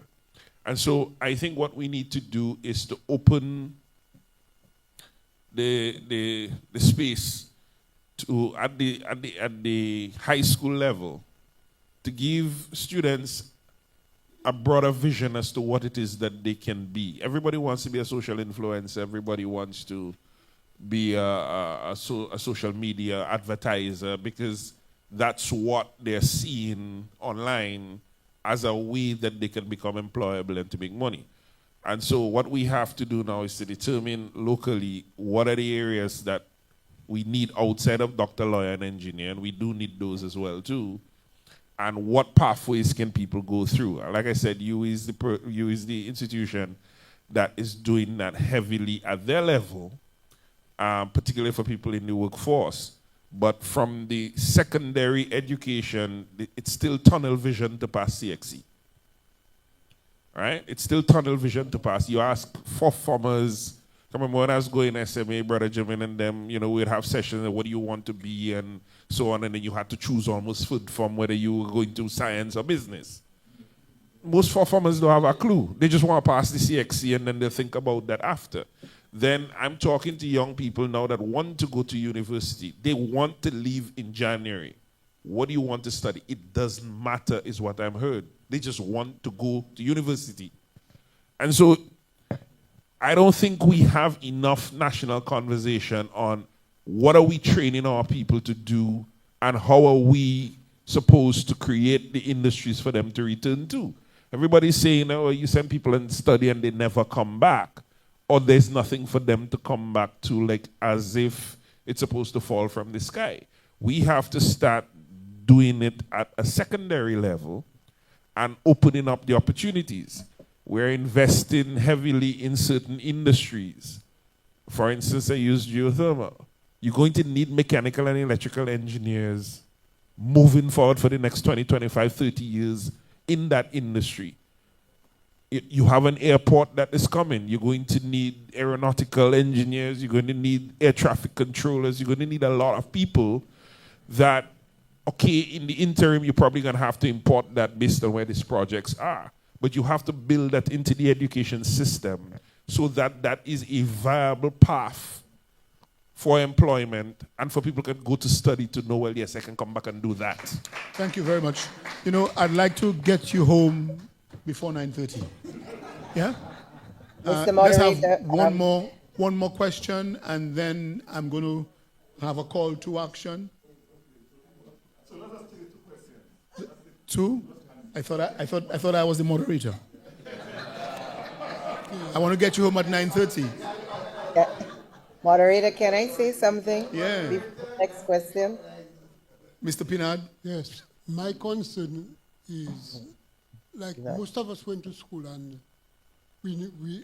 some fellas didn't make it, like, when you say were they non-achievers or what, but still, let us say they fell grades below us. However, they are the persons that are keeping Dominica alive. They are the mechanics, they are the masons, they are the contractors, and so on. How are we in that reform going to cater for those people? Can I answer that question? Yes, Dr. Larrock. Okay, so I'm going to start by posing the three questions I started my first question with. We have to decide what the purpose of education is and what it is specifically for Dominica. And we need to find out what the interests are for our students. We also need to pivot old topics into new frames. For example, absence of the discussion, if I missed it, was how we would make students look at agriculture from an economic viewpoint. And that goes back to what the gentleman just asked, all those older professions, how are we going to get the kids interested in those? Do seminars in the summer. There's a thing called Mini Gusto where they do apprenticeship, but you can't just show it as a profession. You have to show it through the lens of economics, because we know agriculture carries an old stigma. But if I can have students understand economics, we have food coming in, we're importing. That means we're paying for things that we could probably grow right here. I remember as a student, one of the biggest topics was why the Federation didn't work. Still bitter about that, because we could have had a hell of a trade system where we didn't have to import all the things we're importing now. So it's how we send that message to engage the students. Please, when we do this, we've got to look at these questions.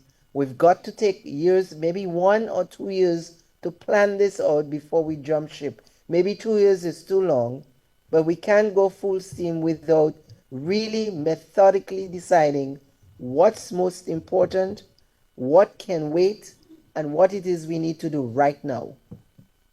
Thank you. Let's. Good evening. Yes, go ahead. My name is Kelvin Rule. I've been hearing about systems of education, you know. It's like we're talking about all kinds of systems, but we're not involving the student capacity, the mental conscious capacity. What about the consciousness-based education? We were talking about all kinds of systems, and we have just forgotten completely about the student's capacity. There is something called consciousness-based education that develops the capacity, the mental capacity of the student, so that they can enjoy the full potential of their life. School, for some people, is a very stressful event. For me, when I was going to school, I found it was very stressful until I got involved in mental techniques to enable me to release stress, focus my attention. I was able to focus my attention. That is what I'm talking about.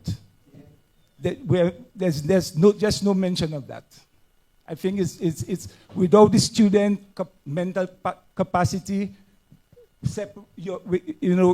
we're just halfway on the problem. Okay, thank you. Let's just take. Moderator, I want to do two things: agree and disagree with the gentleman. I disagree that we have not touched on it. I think that's unfair. Yes. Yeah.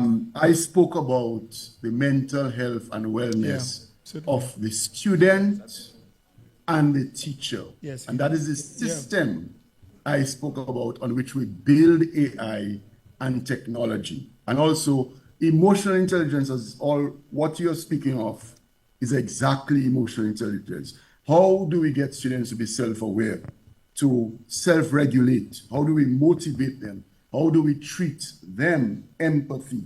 How do we teach them the social skills? So, but again, I did concede that we have loaded a lot into tonight. So some topics can just be skimmed. But I do agree with you that the student is our raison d'etre, and we have to focus on the student. So that's why I say I disagree and agree with you. Thank you, Dr. But I Severin. think we did touch it. But given disrespectful reference to it, and perhaps you may say, because the night is loaded. Thanks. Go ahead, sir.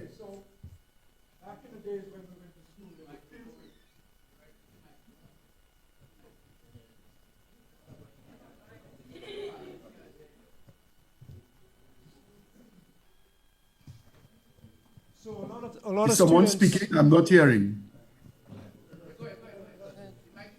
yeah, a lot of students figured out what they wanted to do, like when we were going to school, through field trips, right?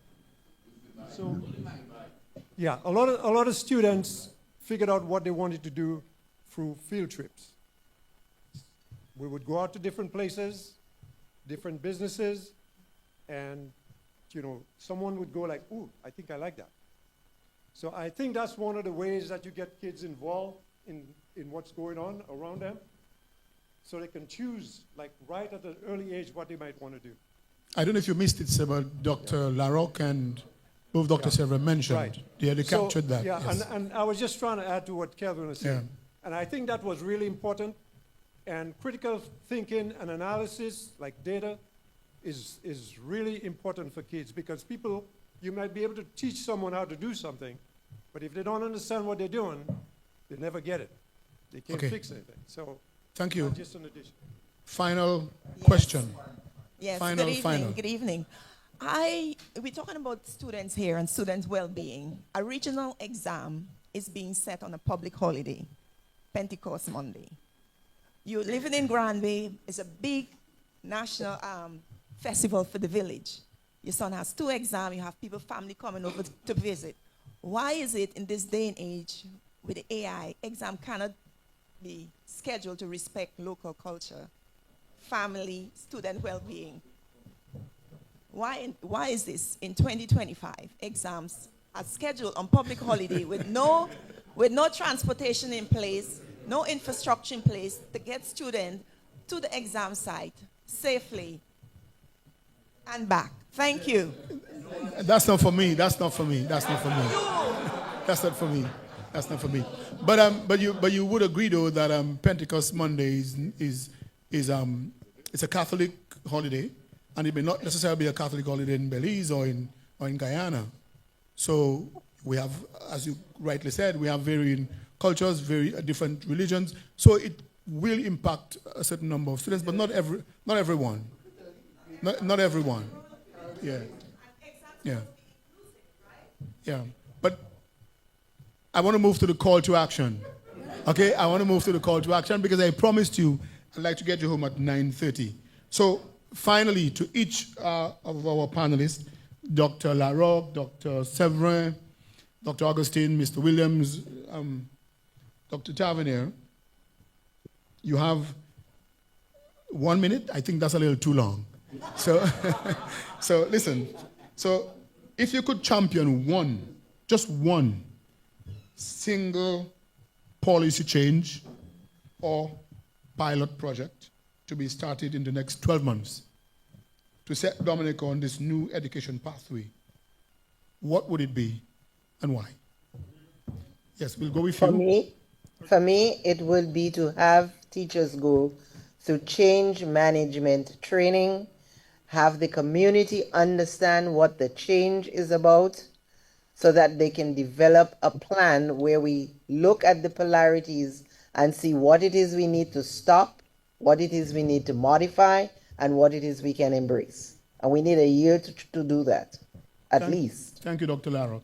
Dr. Tavernier. Okay, well, I think Dr. Augustine spoke a lot about access to resources, which is a key factor for student success.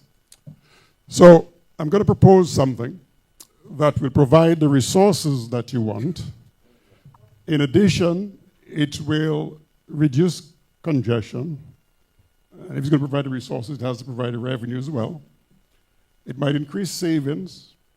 It might even make Dominica healthier. And that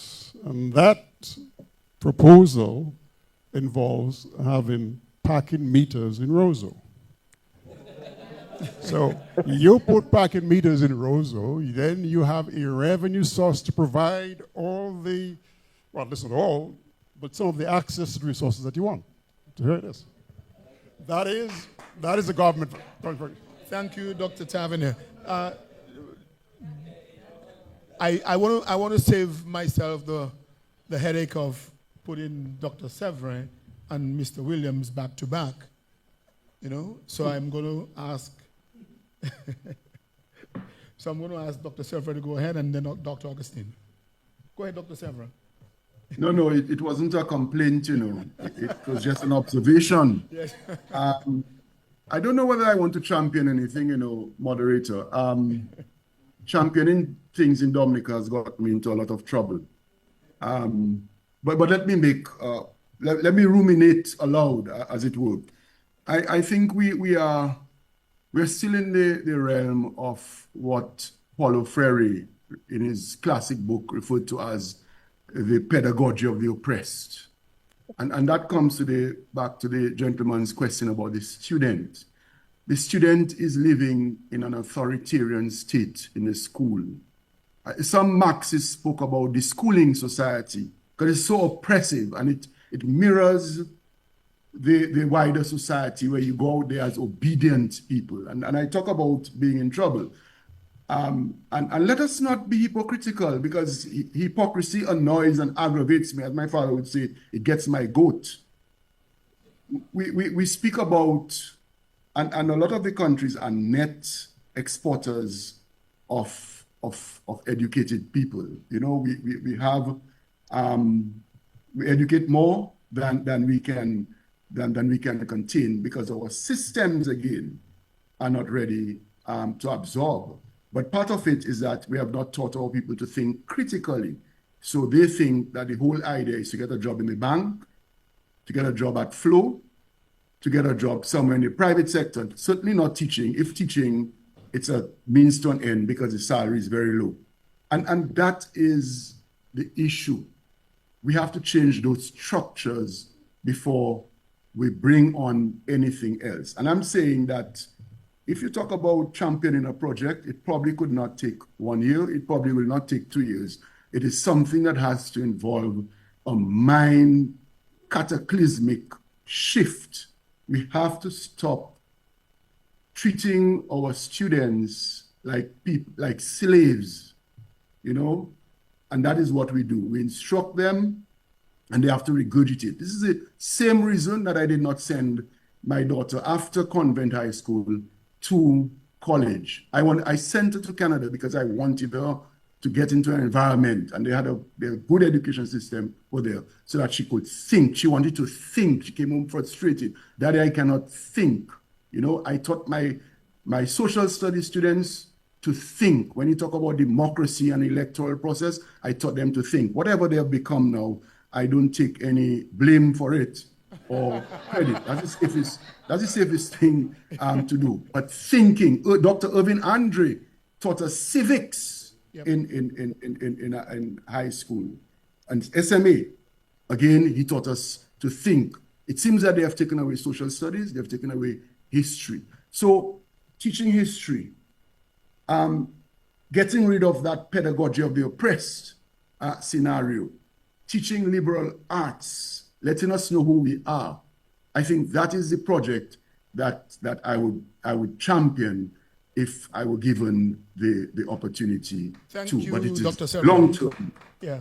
Well, I know Augustines usually find themselves in trouble. So I'm pretty sure Dr. Augustine would not shy away from that one. So what would you champion?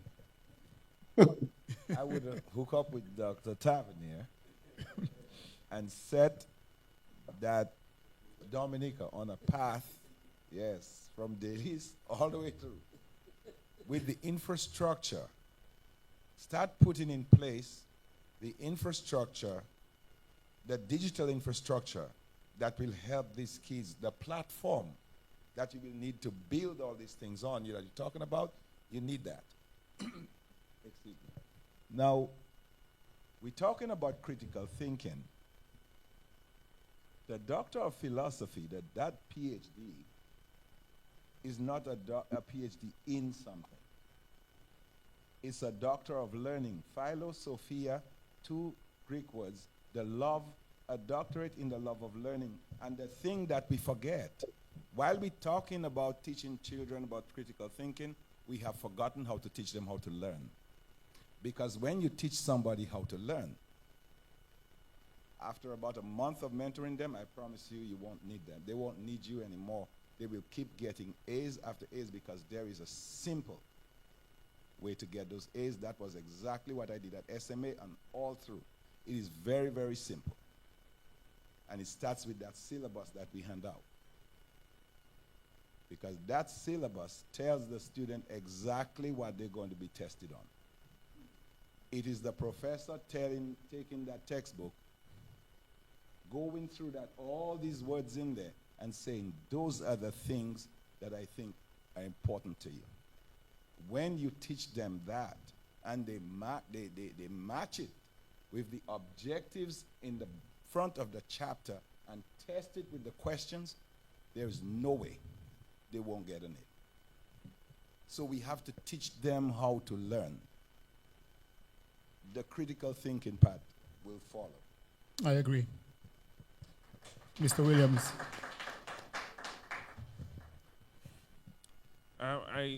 I don't have a project that I would champion. I'm not an educator. What I have is a wish and a hope.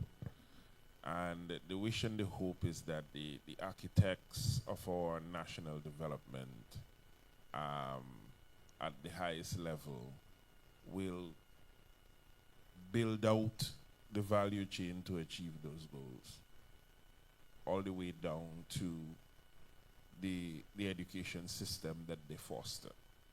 So if we're going to grow a blue economy at a national level, and this is where we want to do, then we have to build that out and know that we need ocean scientists, we need boat operators, we need people with expertise in aquaculture, and so on and so forth, and then build that, if not in the formal education system, but certainly through a polytechnic or a technical expertise building, so that we now can align the national goals and ideals that the politicians espouse to the people that are actually going to work in it. I think it seems that we have a divide where we have big thinking, high value, high ambition at a national level, but we still want to be nationalistic and not bringing anybody to do it, but we're still not building the systems to train our people to fit in. And so there's a disconnect. And so my wish and hope is that we can do that needs assessment as a country and a community and try to align all our ducks in a row, for lack of a better term, so that we can achieve those things, right? Because you cannot move a country forward in silos. There has to be all parties come into play, both at the high level, at the operational level, at the private sector level, and at the education level as well too. So, thank you very much. It's 9:28.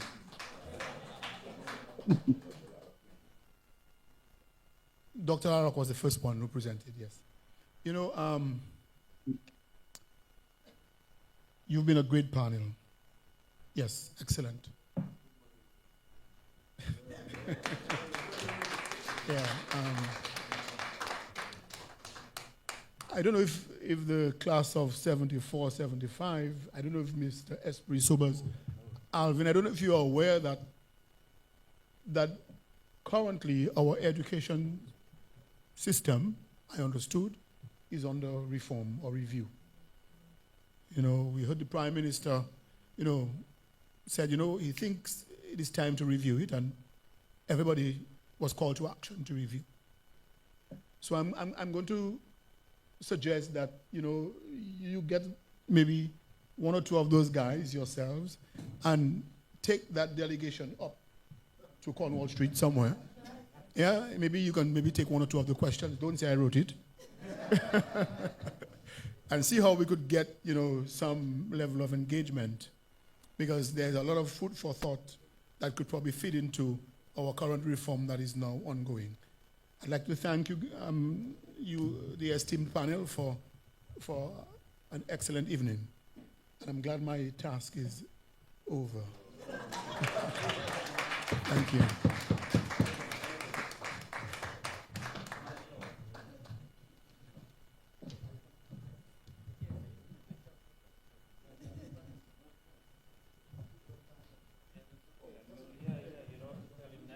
Well, good night, folks. So, hold on a second, real quick. So, okay, so here is AI in action right now. So we're going to take the recording of this, we're going to put it in ChatGPT, and we're going to ask Chat to give us a summary of the most important things that were said here tonight and how we can turn them into action items so we can hand it to the Prime Minister tomorrow. All right? I think there was a lot said here tonight which was very profound. On behalf of the St. Mary's Academy Alumni Reunion Committee, I want to extend our heartfelt thanks to each of you who took part in tonight's educational forum. We were really privileged to listen to some really high-level knowledge, and it's going to change all our lives. That's what we hope, right? What made the evening truly meaningful wasn't just the brilliance of ideas shared, it was the solutions that emerged. And I like your practicality, I mean, let's not just be educated to be educated. It's got to have a reason. We got to have it's got to be for something. And then, but if we know what we're being educated for, then it becomes practical. You don't just get educated and leave. I really like that. Touched me, actually. That was really meaningful. It was more than just a conversation. It was an intellectual endeavor grounded in action, which is important. A gathering of minds and hearts determined to move from dialogue to tangible progress. So let tonight stand as both a moment of reflection and a practical guide to move forward. The insights shared here must continue to shape our policy. It really, I mean, I think the Prime Minister would be very happy to be exposed, and maybe some of the ideas who came out here tonight, to be able to curate it in a way that can be practical. I think you would probably be very happy. Am I right or wrong? We are deeply grateful for your passion, your clarity, and your commitment to our nation's youth. And we mentioned earlier on today, we have 2 students, I think, who came directly from SMA and go straight into the undergraduate program. That should be the norm. That's what in the US, that's what's done. I mean, a kid leaves school, before you finish high school, you're already accepted in some university. So I understand it's a little different here.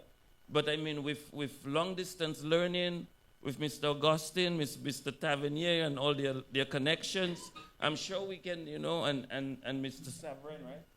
Yeah, Mr. Savrin, I'm sure, I mean, there can be some collaboration to make it possible and easier for kids to be educated, Telemedicine, they do. You can have a heart operation from a South African doctor is talking to a doctor here to help with a heart operation. Why can't we make it easier for people to go to school? I mean, we talk about cost of education. It is not cheap. It is not cheap, but we have to make it affordable and we have to make it practical. I like those models you were talking about micro models. So everything doesn't have to be a 4-year degree. You know what I'm saying? And then we have to remove the stigma of not having a 4-year degree, thinking that you're not educated. It's ridiculous. We need, especially now, am I okay? We good? We good? So we have, like service industry is huge here. I know you mentioned geothermal, but service industry is huge here. I mean, you can be educated or have some type of model. What you call it, a micro? What did you call it? You call it a model. It's some kind of. It's not a full degree, but some Yeah. But someone is trained to do some aspect of in the service industry. It's not a full degree, but at least they can give the quality of service and the level of service that makes our service in Dominica exceptional. So thank you very much. I do have to mention some sponsors. Jeez, Sobers is a whole bunch of people Sobers want me to. So bear with me. I'm going to try to do it as quickly as possible. If I run out of breath, it's Sobers' fault. So we'll do it alphabetically. AC Shillingford, Adidas, Adler Hamlet. Those are the people who would like to thank for making not only this event possible, but the whole reunion. And we do have a couple things left in the reunion, but Sobers, you're killing me. Adler Hamlet, Ambassador Leroy Waddix, Charles, Angus McIntyre, Archipelago, Trading, Ashton Luge, Bishop of Roseau, Brother Egbert Germain, Bullseye Pharmacy, Central Corporate Credit Union, Cornell Phillip, Damian Bellot, DBS Radio. Thank you, Cecil, for all what you've done. We really appreciate it. The Dean of the Roseau Cathedral, Nigel Karam, Deepex, Dominica Lotteries Commission, Dominica News Online, Dominica Public Service Union, Dr. Gerald Birmingham, Duncan Stowe, Educational Forum panelists, the wonderful people who were here today, Dr. Rosalind LaRocque, Dr. Francis Severin, Mr. Michael Williams, Dr. Swinburne, Michelle, sorry, Mr. Michelle, Dr. Swinburne, Augustine, Dr. Edmund Tavernier, and Dr. Rosalind LaRocque. I think I mentioned it twice. I can't believe that only 20% of the students are male. You know, isn't that's a reason for concern? What are the young men doing? Again, you did mention that it must be relevant. It must be something relevant to it. It's got to be meaningful, right? And I think you mentioned that there are efforts being made also to incorporate them, and even in those women tend to. So maybe we should maybe you know what? Maybe in Dominica, maybe it's an example of women, you know, gaining prominence, you know? And it's maybe not so, I mean, yes, we want to get the guys in school, but maybe we need to, instead of, anyway. Okay, so, Eric Douglas, Fine Foods Incorporated, Franklin Moses, Government of Dominica, Hesketh Myers, HHV Wichich and Company,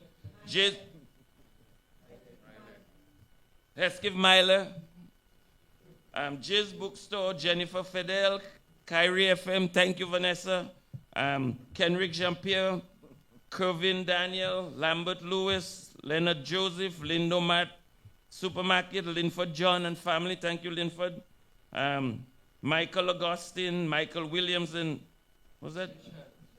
Oh, Michelle Williams, Navigant, Jesus, Sobers, Miguel Labadie, Milo Services, Multi-Solution Inc. Thank you so much, brother, for what you've done. We really appreciate it.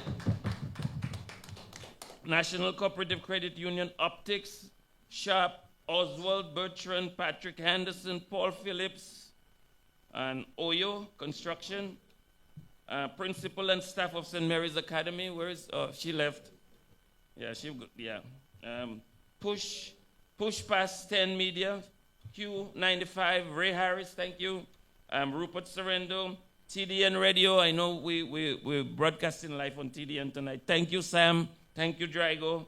And the sign man, Tim Duran, Trevor Bertrand and the Bertrand and Company, Tuapiton Water, UWI Global Campus. Thank you so much. And Vance LeBlanc. And what's the last guy Shane? Shane, yeah, the broker. So he helped us get some stuff off the port today. Yeah. I didn't say it correctly, you say? Okay, what am I supposed to say? And Burton and Co. Oh,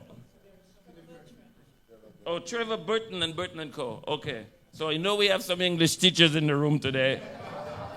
I think my wife was the only one trying to translate, you know. So thank you so much, folks. Thank you so much. Tonight was, I mean, we all, you know, feel good about it. And as I said, we will have a transcript. We will have a transcript for the Prime Minister tomorrow, or maybe not tomorrow, but soon. Huh? Oh, yeah. So we do have some mugs for sale. So now we're selling stuff.